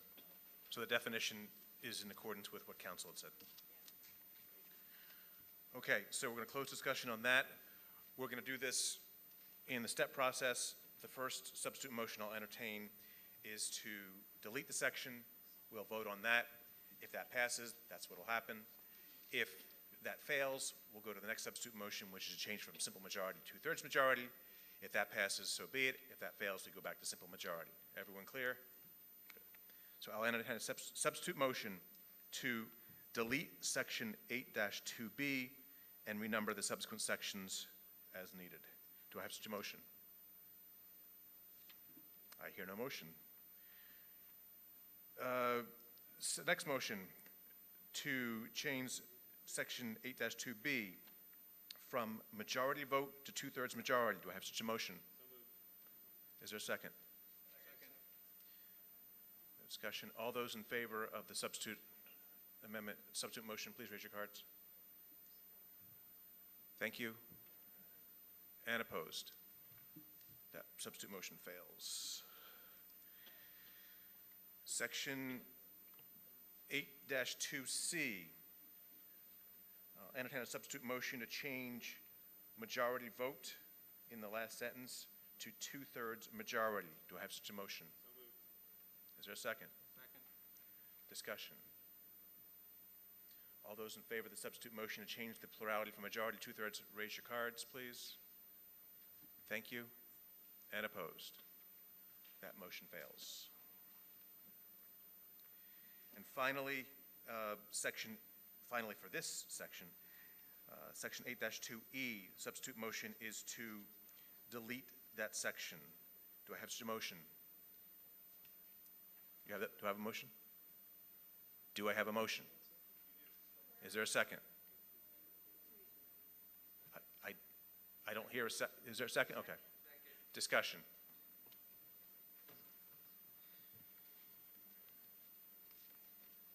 Mr. Tassoni. Can I have that back up there, please? Can what? I'm not into the speed reading course. Why wasn't it read before the vote, asking for a vote? You could have read it because it's a short two-line section. Do you have something of value to add, Mr. Tassoni? Well, my value kind of means as a regular voter and citizen and town meeting that whatever happens here, I'm not going to be the one making the same mistake. Thank you. I will point out that this is all printed in the warrant handbook. Mr. Morgan? Thank you, Mr. Moderator. Without change bars. Anyway, the reason I brought this motion forward is that I'm concerned, as I said in the earlier comment, that a board member that's been appointed can be removed. This particular section seems to indicate that you have no hearing. So you can be removed. I mean, potentially you might get a hearing, but there's no guarantee, or we want to specifically carve out that you can't assume you get a hearing. And so I'm not sure how the mechanics work. Perhaps the committee can explain it, but it seems pretty clear to me that when you add language that says you're not entitled to a hearing, it means you get removed over your objection without an opportunity to be heard. In this democracy, we always should get a hearing and an opportunity to be heard, and I think it should be removed for that reason. Thank you. Ms. Toolman? Mr. Moderator, that's not what it means. What it means is that if someone's term expires and they do not get reappointed, that they cannot request a hearing as to why they were not reappointed. It's for someone who serves their whole term and it expires and they are not getting reappointed. It has nothing to do with removal for cause. It's got nothing to do with removing somebody in the middle of serving their term. And that's exactly how it reads. It's right up there, Mark. It's right in the warrant. Mr. Rush? I was just going to expand on Roberta's comments. Our concern here was that some of the protections in sections A through D weren't going to be used by someone whose term has expired to try to, grandfather his or her appointment on a continuing basis. Thank you, Mr. Rush. Seeing nothing further, all those in favor of the substitute motion which would delete section 8-2E, please raise your cards. Thank you, and opposed. And that fails unanimously. Okay. None of the substitute motions were accepted. Therefore, we're voting on the original motion. The town authorized the Board of Selectmen to petition the legislature to change the Ashland Homewood Charter, Part 8, appointments and vacancies as printed in the warrant. All those in favor, please raise your cards. Thank you. And opposed. That passes, but not unanimously. Article 32, Charter Part 9, General Provisions, sponsored by the Board of Selectmen. To see if the town will vote to authorize the Board of Selectmen to petition the legislature to change the Ashland Home Rule Charter Part 9, General Provisions, to read as is printed in the warrant. The Finance Committee defers its recommendation to town meeting. Mr. Mitchell. The Board of Selectmen consensus on this article was to present as presented by the Charter Review Committee, except for one section which we did strike, and that was the calling of meetings, which is section 9-8 in the Charter Review's version. We did strike this for reasons that we felt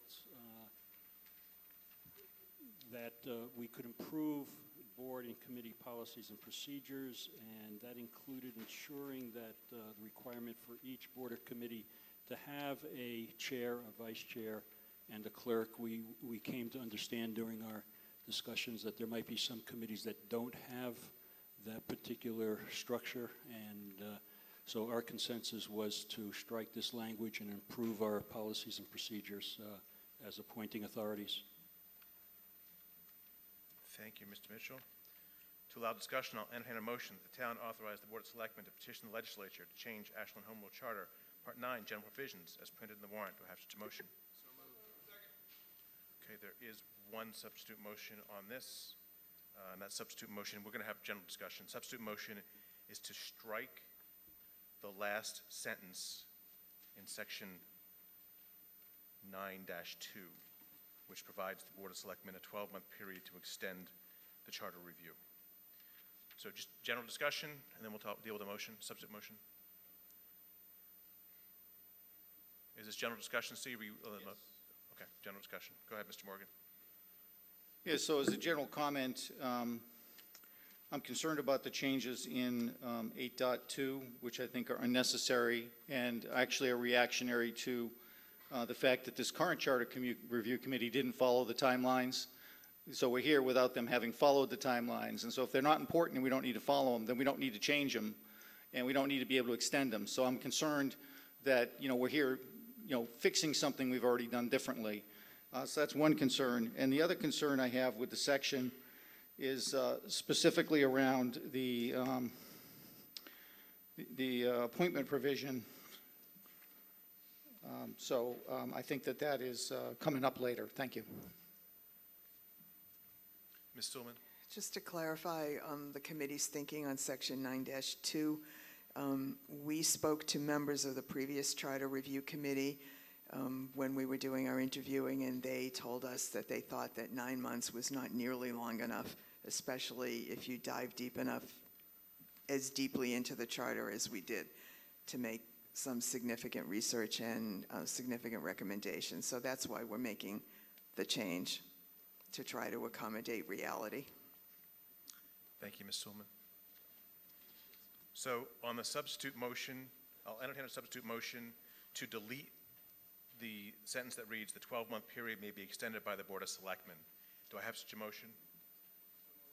Is there a second? I hear a second. Any discussion on that?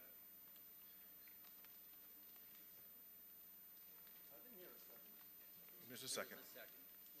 I would have been happier without one, but there was. So again, just very briefly, Mr. Moderator, I'm concerned about the language because it isn't an enforceable language as written, and it's an unnecessary change. And so when it says that the 12-month period may be extended by this Board of Selectmen, it doesn't say for how long, doesn't say what the situation would be. The original language that was in the charter prior to these changes was that every 5 years on a routine basis, we would appoint a committee that would do a study, not rewrite the whole charter, but study small issues and things that need to be changed. And so here I think we have a charter review that perhaps went beyond its mandate, didn't get done on time. And I think that's the reason the original language was there, is to keep it on a routine, periodic 5-year basis. So now we're changing it so that it's going to be 5 years after the last event. It's not a routine basis. It can go on forever at the discretion of the selectmen. And here we are, we're finishing off the 2015, and it's in 2018. So that's the reason I think it should stay the way it is, and the change would be helpful not to allow unlimited extension by the Board of Selectmen. Seeing no further discussion, all those in favor of the substitute motion that would delete the sentence, please raise your cards. Thank you. And opposed? That motion fails. Going back to the main motion, which is now unchanged on Article 32, all those in favor of the motion, please raise your cards. Thank you. And opposed? And that passes but not unanimously.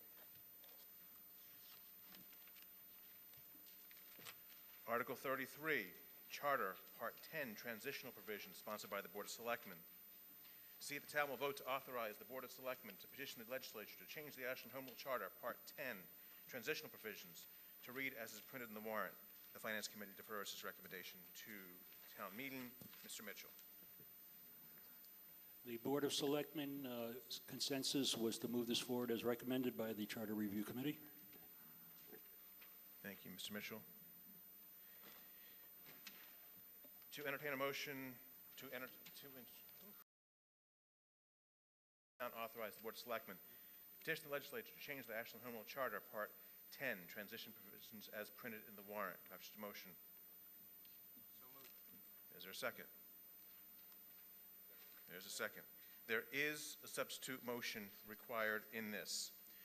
The Charter Review Committee has taken a two-part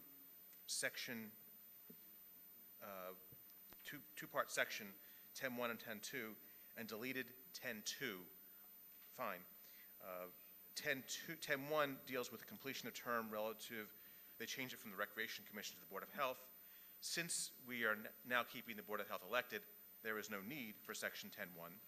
So the substitute motion that I will entertain is that proposed Part 10 of the Charter be deleted in its entirety, expressly including section 10.1 thereof, where the Board of Health will continue to be an elected, not an appointed public body.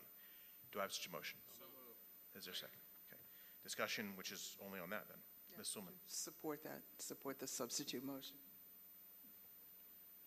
Discussion. Okay. All those in favor of the substitute motion? Thank you. And opposed? That passes unanimously. And that is now the main motion. So we will vote again on that being the main motion to remove Part 10 completely in its entirety. All those in favor? Thank you. And opposed? That passes unanimously.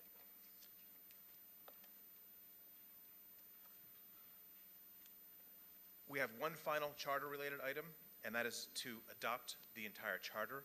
We have gone through section by section and adopted each section of the charter. The next and final charter-related article will be to put it all together, approve it, and ask the Board of Selectmen to move it forward. So Article 34, Charter Adoption of the Complete Charter, Part 1 through Part 10, sponsored by the Board of Selectmen. See if the town will vote to authorize the Board of Selectmen to petition the legislature to change the Ashland Home Rule Charter as voted at this 2018 annual town meeting and submit same in its entirety and including parts 1 through part 10 accordingly, or pass any vote or taking action related thereto. The Finance Committee defers its recommendation to town meeting. Mr. Mitchell. The Board of Selectmen requests that town meeting support Article 34 and adopt the complete charter as presented this evening, parts 1 through 10, and include our thanks to the Charter Review Committee for all of their efforts. Thank you, Mr. Mitchell. Council, a question for you before I read the motion. Should we change this motion to read Part 1 through Part 9 since Part 10 now doesn't exist?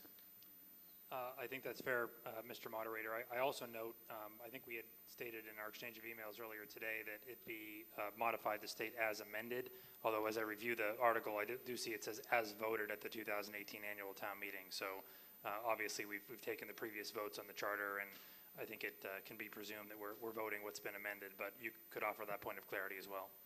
Okay, so I'm going to change the motion. Briefly, I will read the motion.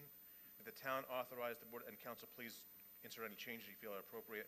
That the town authorize the Board of Selectmen to petition the legislature to change the Ashland Home Rule Charter as voted at this 2018 annual town meeting and submit same in its entirety and including Part 1 through Part 9 as amended.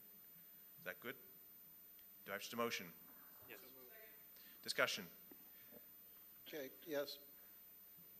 Now the town can go forward with this, but you mentioned, Mr. Moderator, at the very beginning, what path it's going to take if it all passes. Can you refresh the memory of what that path is going to be? Sure, I'm going to let Ms. Sulman come up and go through that since she's the resident expert. It's been a while since I've been through this process, having served on the last Charter Review Committee. Okay. So after this is approved, we ask our state representative, Jack Lewis, and Senator Spilker to file legislation on behalf of the town at the State House. The legislation works its way through their process, and I don't expect that to be quick with elections coming up. I expect that to be put kind of on the back burner for a while. And then once it passes through that process, the legislature votes on it. If they vote affirmatively, then it goes to the governor, and the governor reviews it, and if he's okay with it, he signs it. And then it's law based on whatever the date of the date is specified in the legislation itself as the date it becomes in effect. Thank you. Seeing nothing further, I'll take a vote on the motion made and seconded. All those in favor, please raise your cards. Thank you. And opposed. And that passes, but not unanimously. Folks, we have a new charter.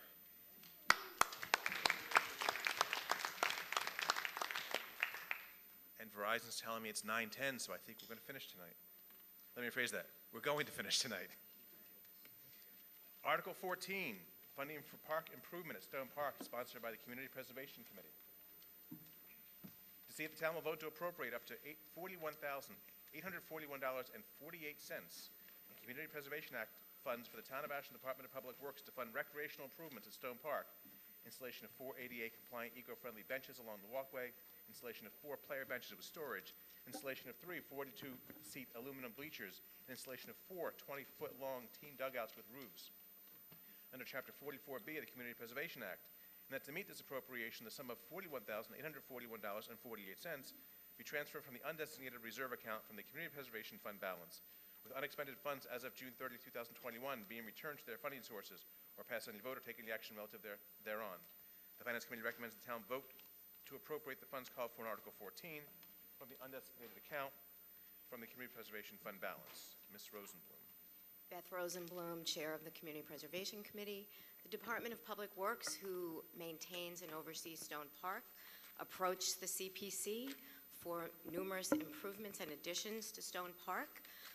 We've received letters of support from the Recreation Director, from the Directors of Youth Sports who use Stone Park, and from the Housing Authority, whose residents often walk down to Stone Park and sit on the benches. Unfortunately, those benches are either missing or in terrible disrepair. So in addition to improvements on the fields, we're also proposing to replace the benches along the walkway with ADA compliant and eco-friendly materials. So it's $41,841.48, and we hope you will support this article. Thank you, Ms. Rosenblum. To allow discussion, I'll entertain a motion that the town appropriate up to $41,841.48 in Community Preservation Act funds for the town of Ashland, Department of Public Works to fund recreational improvements at Stone Park, installation of 4 ADA-compliant eco-friendly benches along the walkway, installation of 4 player benches with storage, installation of 3 42-seat aluminum benches, bleachers, and installation of 4 20-foot-long team dugouts with roofs under Chapter 44B, the Community Preservation Act, and that to meet this appropriation, the sum of up to $41,841.48 be transferred from the undesignated reserve account from the Community Preservation Fund balance, with unexpended funds as of June 30, 2021 being returned to their funding sources. Do I have such a motion? So moved. Second. Discussion.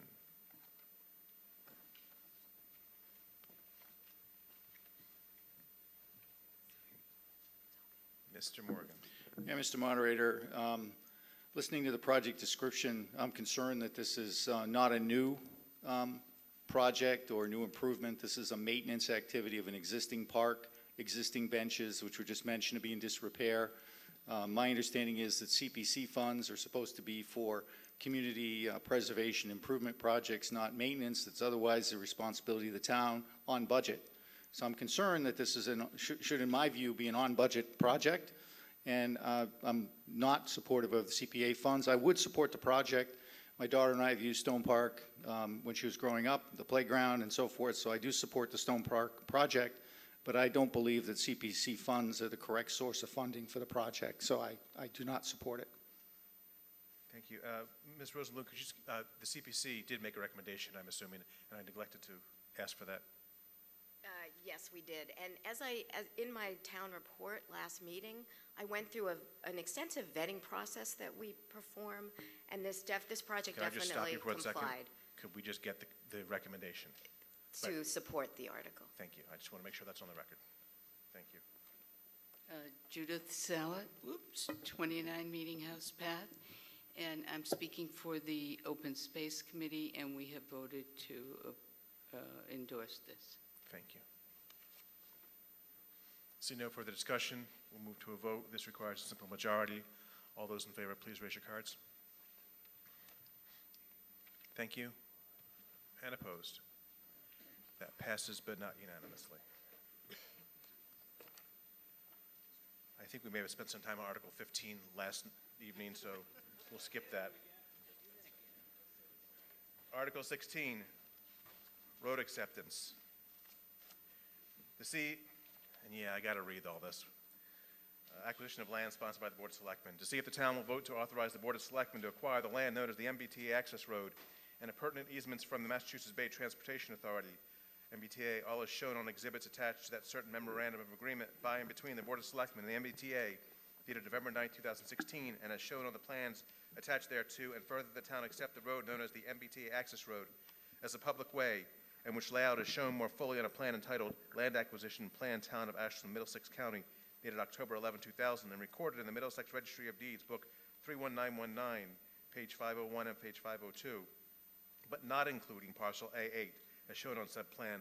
Both the agreement and the plan are on file at the town clerk's office, and further that the board be authorized to enter into any and all documents and agreements necessary to effectuate same or take any action relative thereto. The Finance Committee recommends the town vote to accept as a public way the road as described in Article 16. Ms. Greaves. Thank you, Mr. Moderator. So this is the road that takes you to the train station, the MBTA Access Road. Through the development that's happening there, there's been some great improvements, but it is to the town's benefit to accept this road as a town road. We will then get money toward it for our Chapter 90 funds, and we will then have control, a little bit better control over what's going on that road. To allow discussion, I'll entertain a motion as is printed in your warrant book. Do I have such a motion? So moved. Is there a second? Discussion. And the rush begins. Mr. Rush. Thank you, Mr. Moderator. The title also talks about acquisition of land. Are we acquiring land other than what's underneath the road? Mr. Herbert is shaking his head no. All right, thank you. Mr. Arbeitman. I am going to be speaking on behalf of the Upper Charles Trail Committee. Our forward-thinking selectmen, our previous town manager, and our current town manager were very supportive of putting in place the Upper Charles Trail, which is very germane to this road because our recommendation of our trail committee was to run a 10-foot wide path from Route 135 all the way up and down the other side of the hill to the train station to include what's called a multi-use path for pedestrians and bicyclists, 2 directions, bi-directional. So there's sort of hopefully someday going to be a center line so we don't crash into each other. The problem is, and in the development agreement that was reached, it stated that this path was to be 10-foot wide, which is a little narrow, but it's more than acceptable. Well, that's not how it got built. They ran into some trouble, and we are right now down to 6 feet. It's a death trap. There's no other way to put it. It is absolutely unacceptable. And so I raised this issue with Mr. Herbert, the town manager, and I would appreciate it if he could speak to what can be done. There are some legitimate problems here as to why we've gotten into this bind, but it's got to be resolved. We can't leave it as it is because it's life-threatening. Okay, Mr. Arbeitman, I let you go, but that has nothing to do with taking the road. What I'm saying is I think we should not accept the road unless we have because that was part of the road, unless we can come to an understanding here with the town as to how that dangerous condition will be remedied. I don't know how you don't think that's relevant. Mr. Herbert. Thank you, Mr. Moderator. Mr. Arbeitman brings up a good point. It does narrow as you get closer towards 135, and actually what has happened now is where the light posts are usually in the grass strip for the majority of the road, as you get towards 135, the light posts actually become part of the multimodal path. We could do this a couple of different ways. One, we could see if we could acquire an easement from the abutting landowner, and then that way we could actually build more of a side or the multimodal path onto the side. Or what we could do is better designate and better separate the light posts from the existing multimodal path, whether reinstating the grass strip there or some other methodology. But we will fix it, and I think I told you over email, I can't promise you when, I can't necessarily promise you how, but we will fix it, remedy it. Mr. Morgan. Yeah, Mr. Moderator. So I'm concerned. I believe this article accepts a road before completion. It's common practice that roads should be accepted on completion. I'm further concerned that the Attorney General recently found a few weeks ago the Board of Selectmen here in Ashland in violation of the open meeting law for having a meeting and discussing the movement of $400,000 from an improvements account. That has nothing to do with this warrant article. Mr. Morgan, directly related to the Mr. contract. Morgan, I get to make that call. It has nothing to do with accepting this Perhaps you'd like to inquire as to why I believe it's Perhaps you'd like to sit down. relevant. It's a $400,000 that has not yet been Mr. repaid. Morgan, have a good evening. Thank you. Mr. Moderator, I have a couple of questions. Who's responsible for the maintenance and snow removal of the road as it now stands before we accept it? Mr. Herbert. We take care of the maintenance of it right now. So there's no change in us maintaining it. I do question, to some degree, the wisdom of accepting the road, considering it's basically a road for the MBTA. Have we got any, also serves the newly created and built apartments, but there are a number of development roads that we haven't accepted. So in that vein, I mean, we still have that option. I'm just wondering whether or not we've discussed anything with the state, considering the main service of that road is to the parking lot to and from, whether or not we can share some of the costs associated with the maintenance and the snow removal, et cetera, for that road. Mr. Herbert. We did inquire with the MBTA as to, a cost-sharing arrangement or even a revenue-sharing arrangement with some of their parking revenue. They were unwilling to do that. I will say that, and forgive me, Ms. Greaves, if you had already mentioned this, but I don't recall hearing it. But one of the things that was part of the development agreement was that, yes, that we would accept this road, and we would be required to accept this road under the development agreement, but also we would also be getting $75,000 from the abutting landowner annually in perpetuity starting in 2021 after we accept the road to help maintain it. The abutting landowner being the apartment building? Correct. Thank you. Mr. Crow. Yeah, I want to say, speaking on my own behalf, I want to point out two things about this article. First, the normal procedure for accepting a road goes through the planning board first. But because this was not part of a subdivision process, it did not go through that process. So this is unusual, but it is not a problem as far as I'm concerned. I think town meeting should just be aware of that. The other thing is, normally, if there's work that needs to be done, and in this case, having light posts in the middle of a path that's going to have people bicycling in both directions is not a safe thing to have. Normally, we would not accept a road where work still needs to be done. In this case, the work is being done by the town or being funded by the town through the Mass Works grant. So again, while this does have to be fixed, it doesn't necessarily have to hold up the road acceptance. Thank you, Mr. Crow. Mr. Hanna. Seeing that I've been here since this project started back in 2002, I only have one concern, is we're being asked to take over the ownership of the MBT road, and I am, as a citizen, I'm very concerned as to what is our financial position against the entire contract. In other words, we've spent so much money, and the contract is worth X. We're talking about for the road? Yeah, it's all part of the contract. And then somebody wants us to buy the road as it is. Well, take the road, not buy it. Well, please. No, I'm trying to get clarification from you. Oh, well, yes. Of course we're being asked to buy it. What does that mean to you? We're being asked to take it. We're not paying for it. Well, okay. We're going to take it. It's no cost to nobody. We just took it.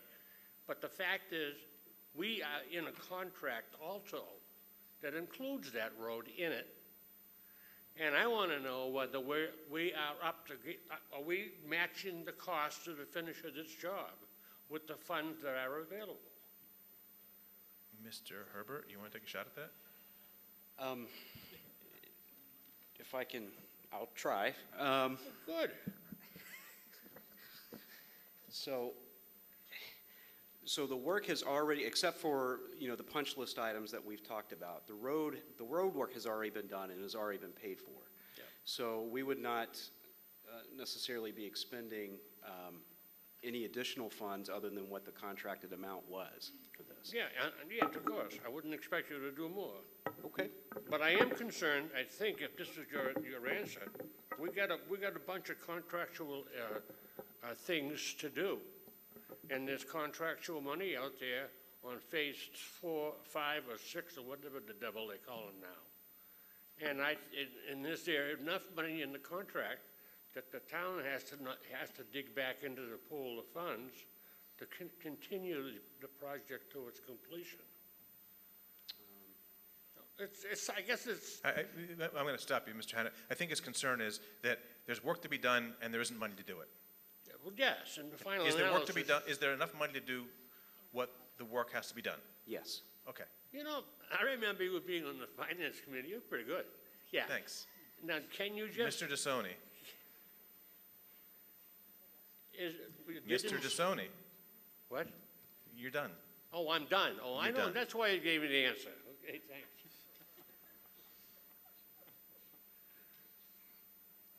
Being the citizen can be fun. I'm agreeing with what this is going to be doing at the very end. I've been agreeing since broke ground up there. I've been agreeing from end to end. And yes, it may have a little deterrent about all multi-paths and stuff like that, but for the town to grow, we need this. To have a traffic problem is the only problem, but the T is the main reason why, and maybe we can grow economically once it gets worked together. Thank you. Mr. Arbeitman. I want to thank the town manager. I appreciate your recognition of the importance of trying to remedy the defect on this road. And just speaking on my own behalf, not for the committee, I would like to encourage that we accept the road and support this. Thank you. Last comments.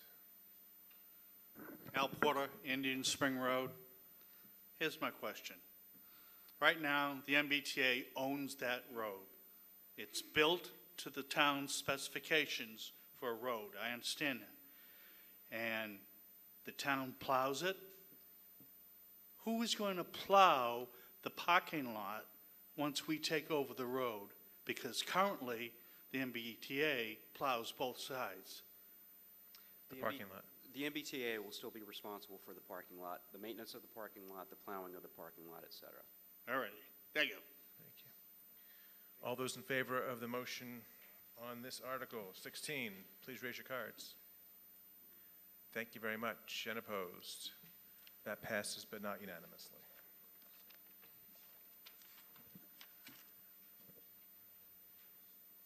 Article 17, road acceptance, sponsored by the Board of Selectmen. To see if the town will vote to accept the roads known as Arbor Road, Brogden Road, Ridgewood Street, Summit Lane, Calder Drive, and Willow Road as public ways, and further that the board be authorized to enter into any and all documents and agreements necessary to effectuate same or take any action relative thereto.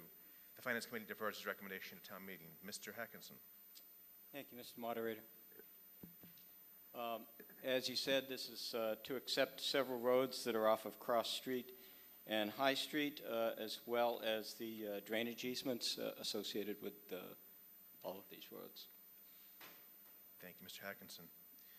To allow discussion, I'll entertain a motion, and there is a bit of a change on this motion from what's printed in your handbooks, just to correct some clerical errors. That the town accept the roads known as Arbor Road, Brogden Road, Ridgewood Street, Summit Lane, Calder Drive, and Willow Road as public ways and which layout is shown more fully on a plan entitled Plan of Land Street Acceptance, Ashland, Mass., dated August 24, 2017, revised April 16, 2018, prepared for Cross Realty Trust, 48 Frankland Road, Ashland, Massachusetts, GLM Engineering Consultants, Inc., 19 Exchange Street, Holliston, Massachusetts, 01746, including 4 sheets. And further, if the town will accept said easements shown as drainage easement on sheet 2 and 30-foot wide easement on sheet 4 of said plan, which is on file with the town clerk's office, and further that the board be authorized to enter into any and all documents and agreements necessary to effectuate same. Do I have such a motion? So moved. Second. Discussion. Mr. Arbeitman. Thank you. Hang on a second. I want to address myself to Brogdon Road specifically. This came up at planning board, planning review meeting. I'm not sure what they call it, whether it was a formal hearing or not. But the applicant who wants to put in a development on Brogdon Road wanted to change what I guess the town recommendation is to have an island at the end in the cul-de-sac, which would have created an impervious surface. It would have made snow plowing the road cheaper because it was a much smaller area. And this decision was deferred, as far as I understood the process, by the planning board. So I guess I have a question really for the planning board. If we accept this, is it still up to the planning board to decide how that road will be constructed? In other words, we don't even know what the design of the road is at this point? Well, let's just stop with the question, turn around, we'll get Mr. Crow to answer it. The planning board conducted a discussion on this and recommended that the Board of Selectmen hold their hearing and that we proceed to town meeting and accept this, subject to a punch list of items which we have verified have been completed. What Mr. Arbeitman is referring to is a unrelated development, well, kind of related, different developer, wants to extend Brogdon Road past the part we are accepting, and the part that we are talking about for that development is new and is not subject to what town meeting is accepting. Town meeting is only accepting the part that is completed and is part of the Mr. Hickey's development. Does that answer your question, Mr. Arbeitman? Yeah, so just to clarify, we're accepting part of Brogdon Lane, not Brogdon Lane. No. Okay, that's what I don't understand. We're accepting all of Brogdon that has been built. That has been There's a proposal before the planning board to extend it, and that we are not accepting that. That is not part of the plan. If you actually went to the town, it referred to the plans that are cited in the article. The part that the plan is before the planning board now is not part of what's being accepted. Okay. And that got rid of another question. Mr. DeSoni. Okay. I'm going to vote in favor for it, and I was at that same planning board meeting. I praise the planning board for the decision, and it was off land. It's a private property site. It was done right, and the developer and the planning board were both happy with the decision that was made. Thank you. Seeing no further discussion, all those in favor of the motion made and seconded, please raise your cards. Thank you. And opposed? That passes unanimously.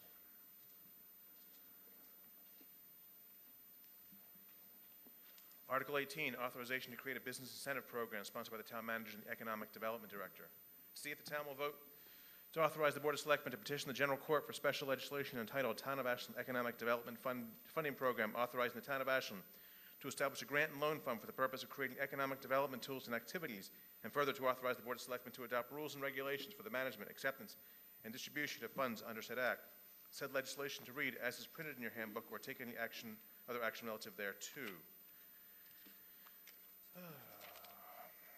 The Finance Committee recommends the town vote to authorize the Board of Selectmen to petition the General Court as described above in support of the Town of Ashland Economic Development Program. Mr. Shearer. Thank you, Mr. Moderator.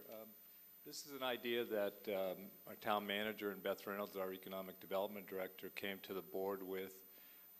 You know, we're always interested in measures that we can take to improve our economic development.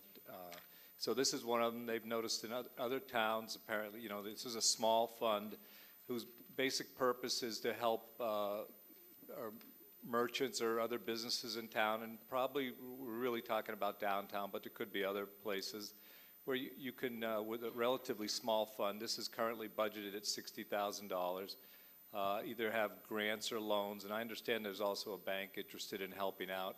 So this, if people, you know, say signs or facades to help improve the downtown or the retail district or the appearances of businesses, This would be subject to rules and regulations that the Board of Selectmen would approve, and I believe we would also approve these awards or loans. So this is, we would ask support for this. This is, I think, a small but important measure that the town has set the tone to improve our downtown and economic development in general. So we would, ask you for support for that. Thank you, Mr. Chair. Do you want to say? Mr. Herbert. Sure. I won't repeat all of what Rob said, thankfully. But, just as all of you know, we've made a concerted effort to bring more private investment, more businesses, more private capital into town.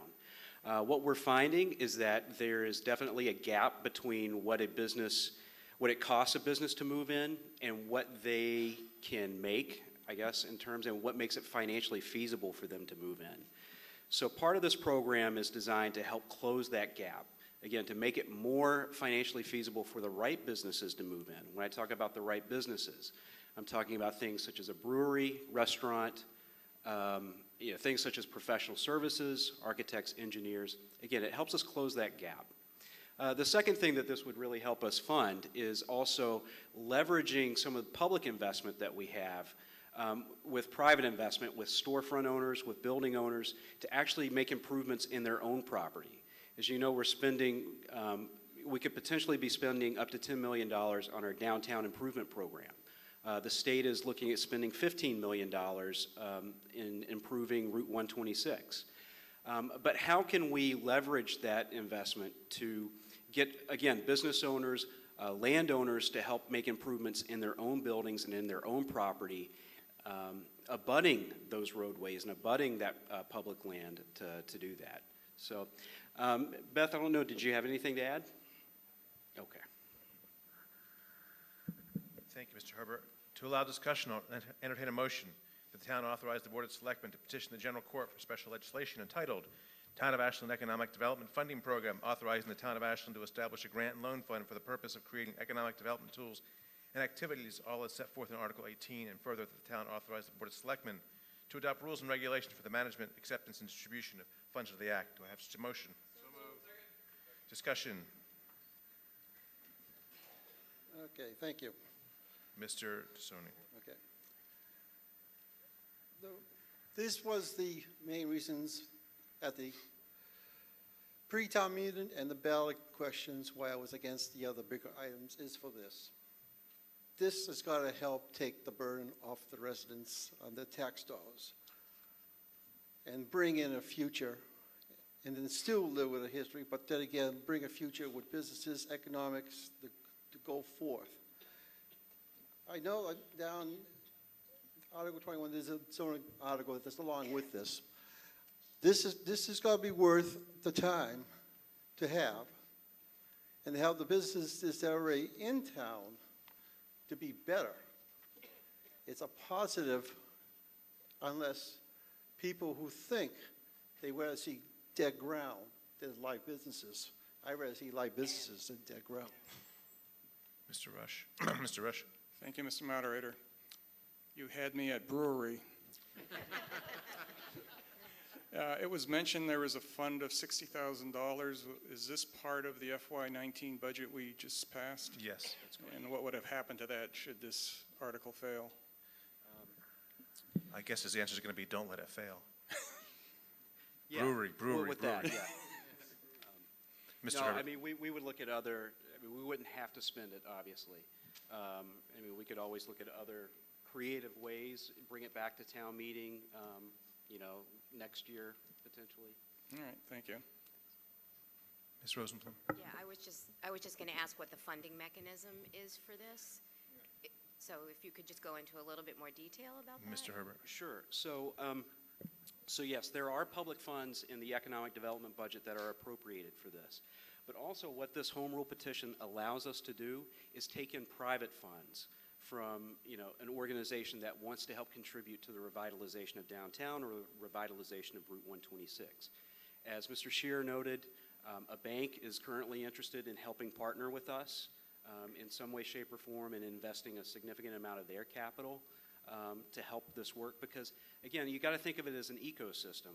As businesses, certain businesses succeed in town, you know, that helps other businesses succeed as well. So they see it as, you know, in their best interest, too. Gary? Your evening's over, Mr. Morgan. I indicated that last time you were up. Excuse me? Your evening is over. I mentioned that the last time you were up. So I'm no longer allowed to speak at the meeting? Not this evening. Gary? I'll take that up, thanks. Mr. Moderator, I understand that there's funds available. Do we need to come back to town meeting once we know how much we're going to appropriate to this fund for the purposes of these grants and loans? No, Mr. Herbert. So what we did is we appropriated $60,000 as part of the FY19 economic development budget. As Mr. Shearer said, the rules and regulations will be developed and promulgated by the Board of Selectmen. They will be the responsible authority to distribute those funds according to criteria and guidelines that they come up with. If you don't like the way the program runs, if you don't like the way it works, if it doesn't work, you have the opportunity each year, if we bring it back up for appropriation, to vote it down. Except as at the Selectmen's meeting, will the town government have any say or any vote on what the rules and regulations to be established are? I mean, we're basically saying, here's a program, but we don't have any idea of what rules and regulations are going to govern it. And, you know, it's hard to vote for something when you don't really know what it's about or how it's going to be run. Mr. Herbert. Like I said, the Board of Selectmen will be developing the rules and regulations. We have the bones of a program. Certainly before we started investing a whole lot of time and energy in trying to, you know, develop the whole kit and caboodle, we wanted to see if it was going to pass first. I agree, but I mean, will we have any say in what those rules and regulations are, or will it only be the Board of Selectmen? It would only be the Board of Selectmen. Thank you. So I could just add, though, that feel free to watch the meetings and email us with your opinion on it. Mr. Daniel. Chris Daniele, 50 Corderville Road. Among the different expenses a business might incur when trying to open would be things like permits and licensing fees and all that sort of stuff. Would either the waiving of those fees or offsetting of those fees be included as something as part of this program? Mr. Herbert. It's not part of this program. That is a tool that we would have available to us. What this tool would help us do is, you know, first of all, equipment. So there's certainly a lot of investment, equipment costs related to opening up something like a brewery or a restaurant. Again, if the difference between a nice restaurant opening up in town is, you know, $5,000 to $10,000, you know, does it make sense to go ahead and help them make that investment? Again, with some proper clawback mechanisms in case they left in a couple of years. Again, in some cases, it might take a restaurant or a brewery, especially what we're finding with a brewery is it takes a little while for their business to get up and running. So sometimes they need rental assistance to help close the gap between what they can make and what they can afford versus what the landowner needs to charge to cover their expenses as well. So this would help with that. I should mention, you know, Mr. Shearer also noted that there are other communities that utilize this, and one community that has is Marlboro, and they actually utilize this exact same program to use rental assistance to help fund a new microbrewery to come in town, Walden Woods. I believe you might have seen that in the Metro West Daily News, you know, probably earlier this year. So, thank you. Thank you. And this will be the final comment on this article. Ashwin Hudson, Chidani, 10 Arbor Road. Just a point of clarification to the earlier question. You said only the Board of Selectmen would be making the decision, but the warrant specifically states that the Board of Selectmen too shall adopt rules and regulations following at least 14 days of notice and a public hearing. So I would assume that there is a public hearing involved then. Correct. Right. Yeah. Thank you. I think what the question was would town meeting would this come back to town meeting?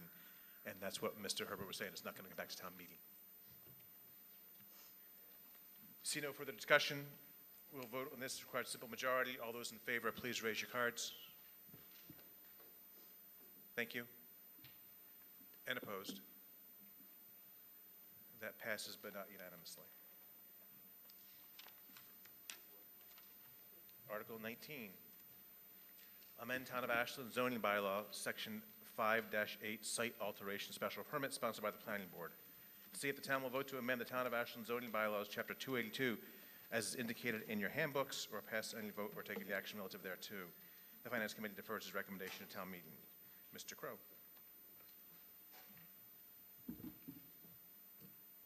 The Planning Board conducted a public hearing on this on March 22nd, 2018, and voted 4-0 to recommend that town meeting approve this change in the bylaw. The substance of this is that for site alteration permits, we had our own process for how those were handled, and we've decided it made more sense to simply cite state law and follow the state law, so we don't have inconsistencies between our process and state law, which has slightly different deadlines. And for reference, this comes up in cases where someone is making changes to their property that don't otherwise require site plan review from the planning board, but involves more than 100 cubic yards of fill being added or removed to a site. They're supposed to get a permit from the planning board first. We're actually currently here involved with 2 cases where we're dealing with this after they did the work. People should be aware that they need to get a permit before doing the work. Thank you, Mr. Crow, and thank you for the report from the Planning Board. To allow discussion, I'll entertain a motion that the town amends Town of Ashland zoning bylaws, Chapter 282, Section 5.8, as printed in the warrant. Do I have such a motion? So moved. Second. Discussion. Seeing none, we'll move right to a vote. This will require 2/3 majority as it relates to zoning. All those in favor, please raise your cards. Thank you. And opposed? I declare 2/3.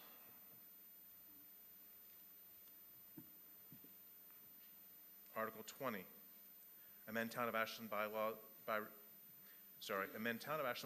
removing the Office of Commerce zoning district from the zoning bylaws and the zoning map, sponsored by the Planning Board. See if the town will vote to amend the Town of Ashland zoning bylaws, Chapter 282, as is indicated in the warrant, and to amend the Town of Ashland, Massachusetts zoning map to change the existing Office of Commerce zoning district to Residence A zoning district, as shown bubbled in red on the proposed zoning map. Or pass any vote or take any action relative thereto. The Finance Committee defers its recommendation to town meeting. Mr. Crow. The Planning Board held a public hearing on March 22nd, 2018, and the Planning Board voted to recommend that the town approve this bylaw change by a vote of 4-0. And for clarification to town meeting, as you can see on the screen, there are 2 circled areas. This article is only talking about the smaller circled area. This property is off of Chestnut Street. It is where you may recall there was the 4-H headquarters. At one point there were 2 office buildings there. When Town Hall and the library were being reconstructed, the town rented space in those buildings. This zoning was created to allow light office use in that area, as well as most of the same things you would get in our residential A zone. Since that time, those buildings have been torn down. We now have a senior residence community that is fully permitted and about half built in that area. And the Planning Board determined that there is no reason to have separate zoning for that area, so we're just changing it to be the same as residential A. And with the map change to make that residential A, there's no property left in town that fits into this zoning district, so we're removing all references to it. And since there were a lot of references to this district throughout the zoning, columns and various tables and whatnot, the article is very long, but the substance of it is much simpler. Thank you, Mr. Crow, and thank you for the report from the Planning Board. To allow discussion, the town amend Town of Ashland zoning bylaws, Chapter 282, by removing the Office of Commerce zoning district from the zoning bylaws and the zoning map as printed in the warrant. Do I have such a motion? So moved. Discussion.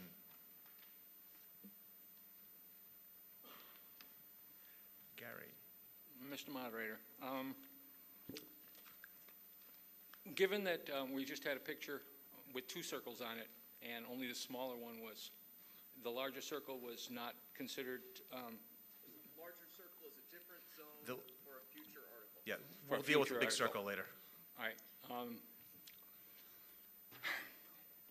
We wouldn't have to go through all this if we didn't use this type of a zoning amendment that we originally passed to do spot zoning.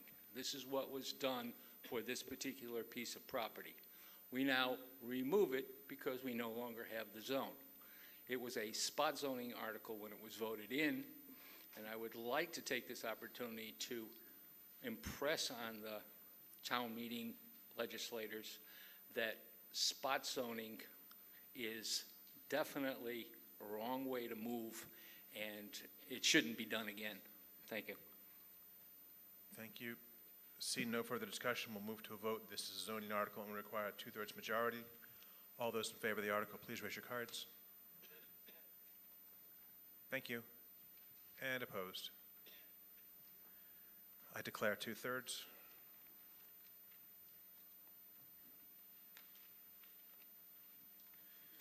Article 21, amend Town of Ashland zoning bylaws, section 4.1.6, dimensional requirements for multiple principal uses, sponsored by the planning board.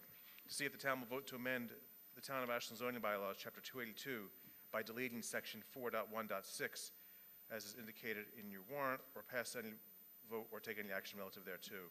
The Finance Committee defers its recommendation to town meeting. Mr. Crow. The planning board held a public hearing on this on March 22nd, 2018, and voted to recommend that the town pass this bylaw change by a vote of 4-0.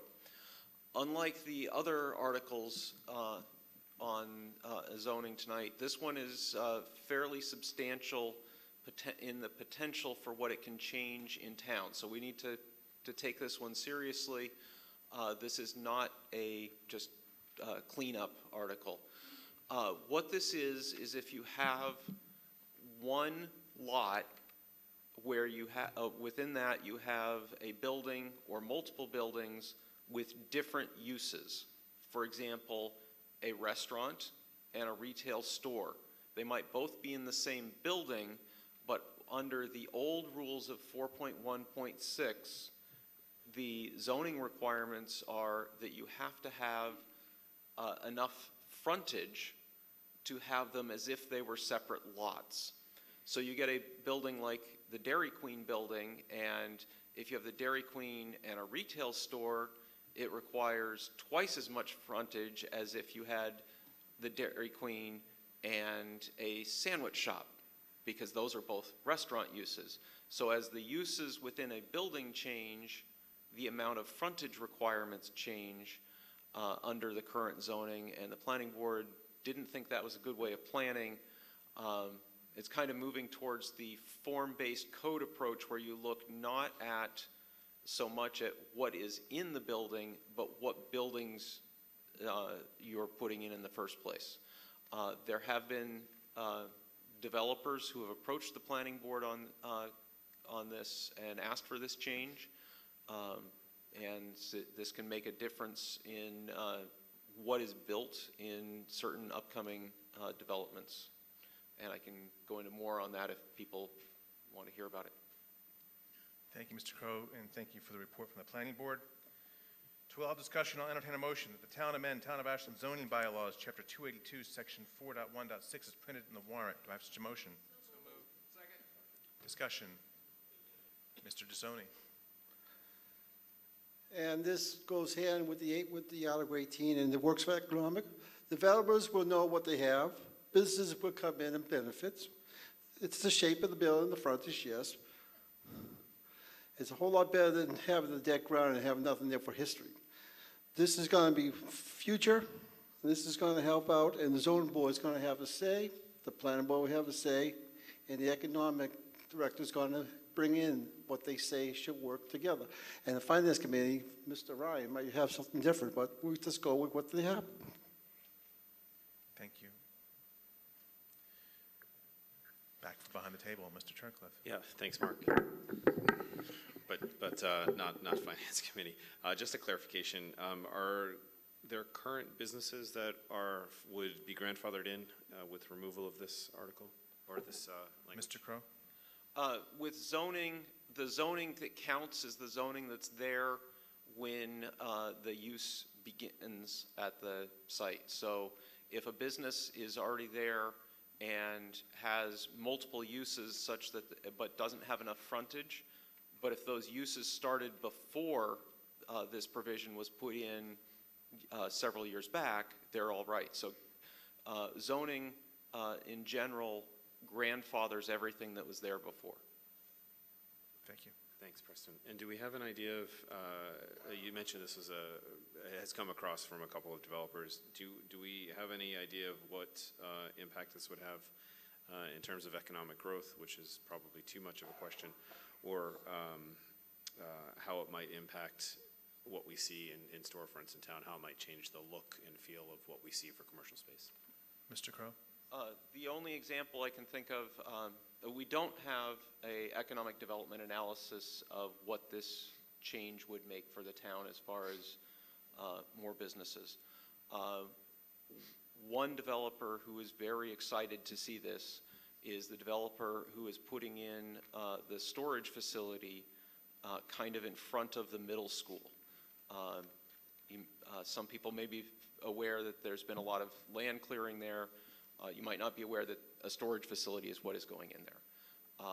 There's a second part of that kind of off to the side where they want to put in something else, and if this doesn't pass, that something else would need to be the same use because they don't have enough frontage for multiple uses with multiple frontage, so we would simply get more storage as they move forward after they finish their first round of development.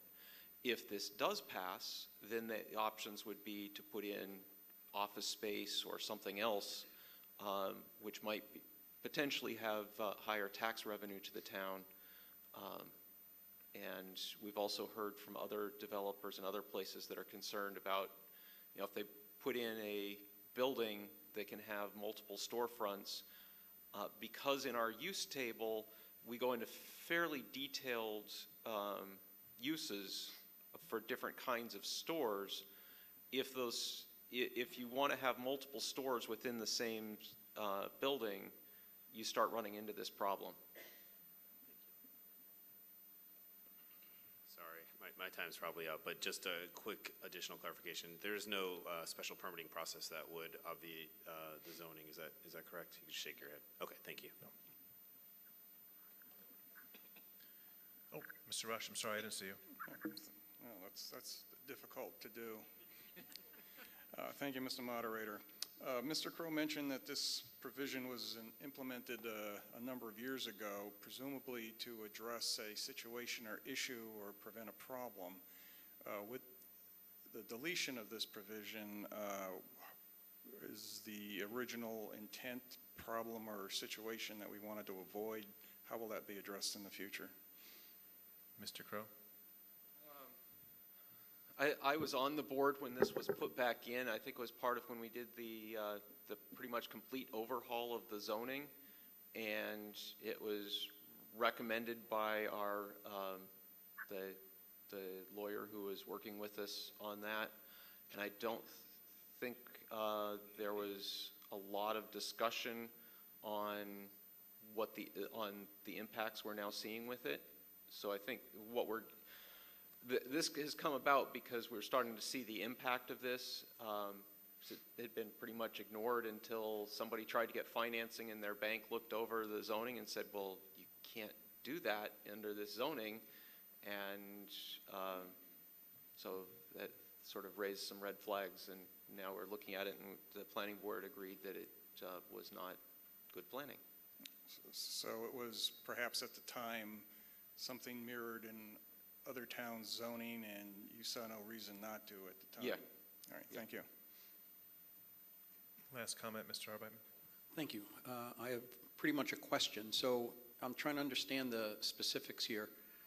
I get the idea that right now we prohibit, without sufficient frontage, multiple buildings if their uses are not the same.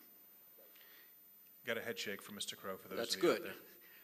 Would this allow only other uses that are commercial uses, or could this now be extended without more frontage that we currently require to residential?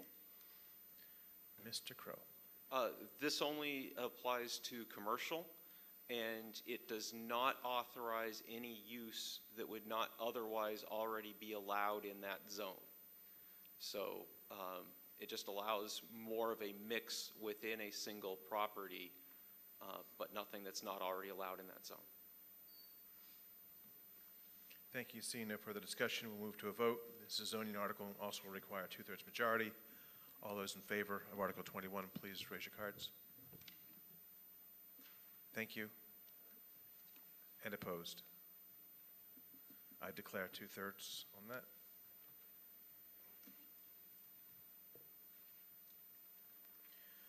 Article 22, amend zoning map and town code to expand groundwater protection overlay district, section 8.2, sponsored by the DPW and the Planning Board.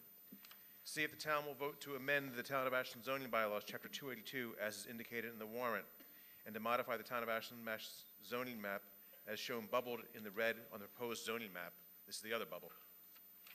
Or pass any vote or take any action relative thereto. The Finance Committee defers its recommendation to town meeting. Mr. Crow. The Planning Board held a hearing on March 22nd, 2018, and voted to recommend that a town meeting approve this bylaw change 4-0. What this is, it's the area in the larger oval, as the moderator indicated. We have a groundwater protection overlay district in town, and the idea is, well, it's mandated by state law, and the idea is that we want to add extra protection for areas that are the source of public drinking water.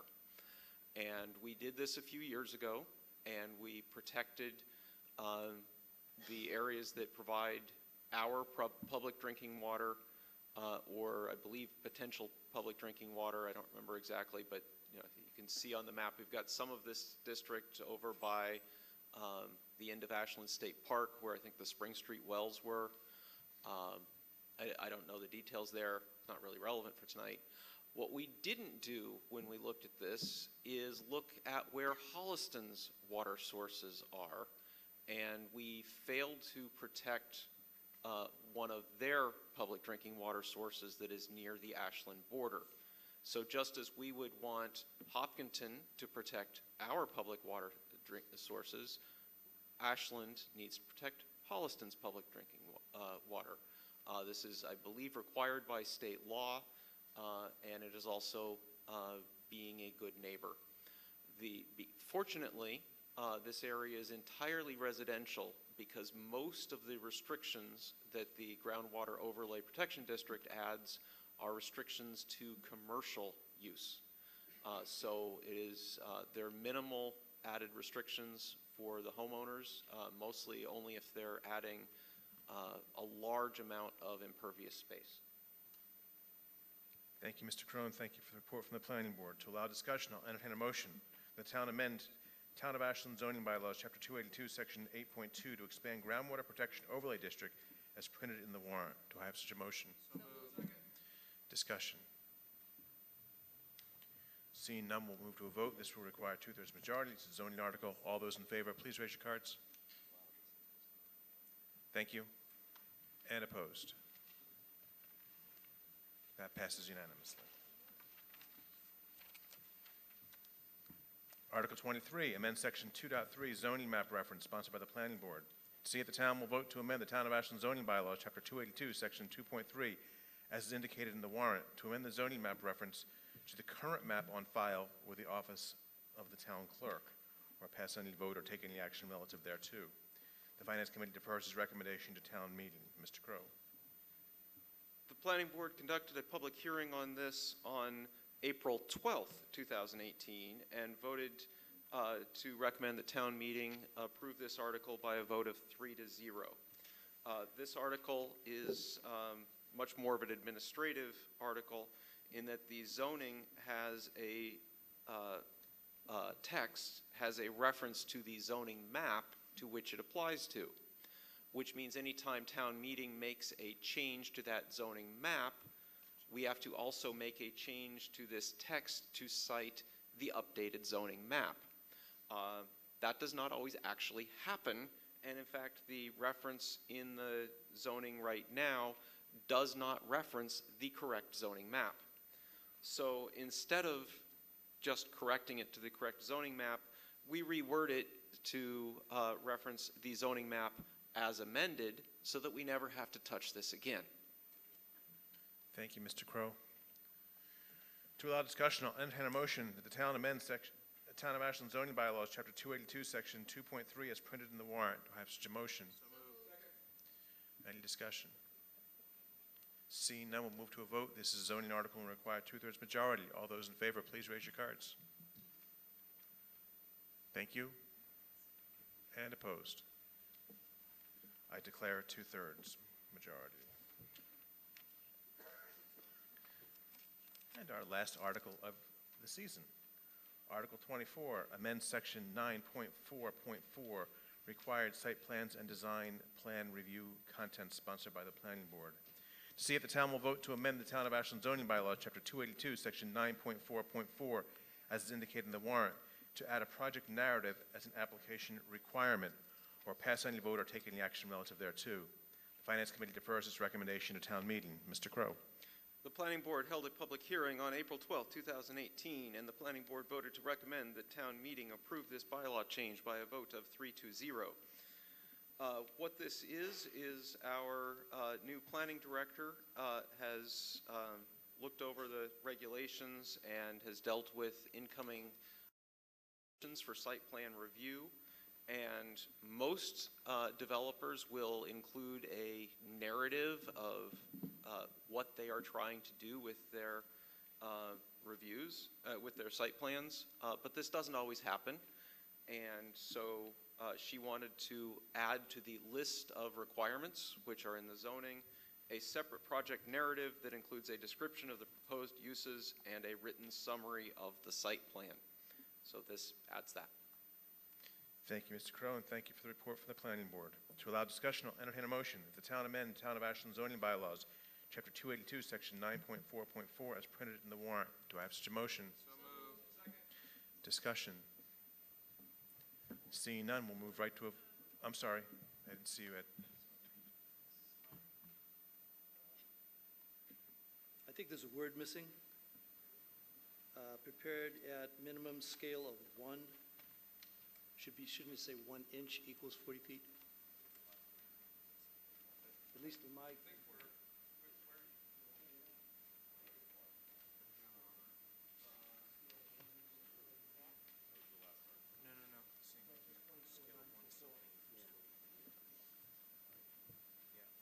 Are we good? It's a scrivener's error in the zoning, but it's not in the part we're changing, so I think it's outside the four corners. It's outside the four corners then. So we'll note to clean that up in the fall. Seeing no further discussion, we'll move right to a vote. This is a zoning article, and again, will require 2/3 majority. All those in favor, please raise your cards. Thank you very much. And those opposed? And that passes unanimously. At this point, I will entertain a motion to dissolve. All in favor? Aye. Opposed? Don't forget to vote next week.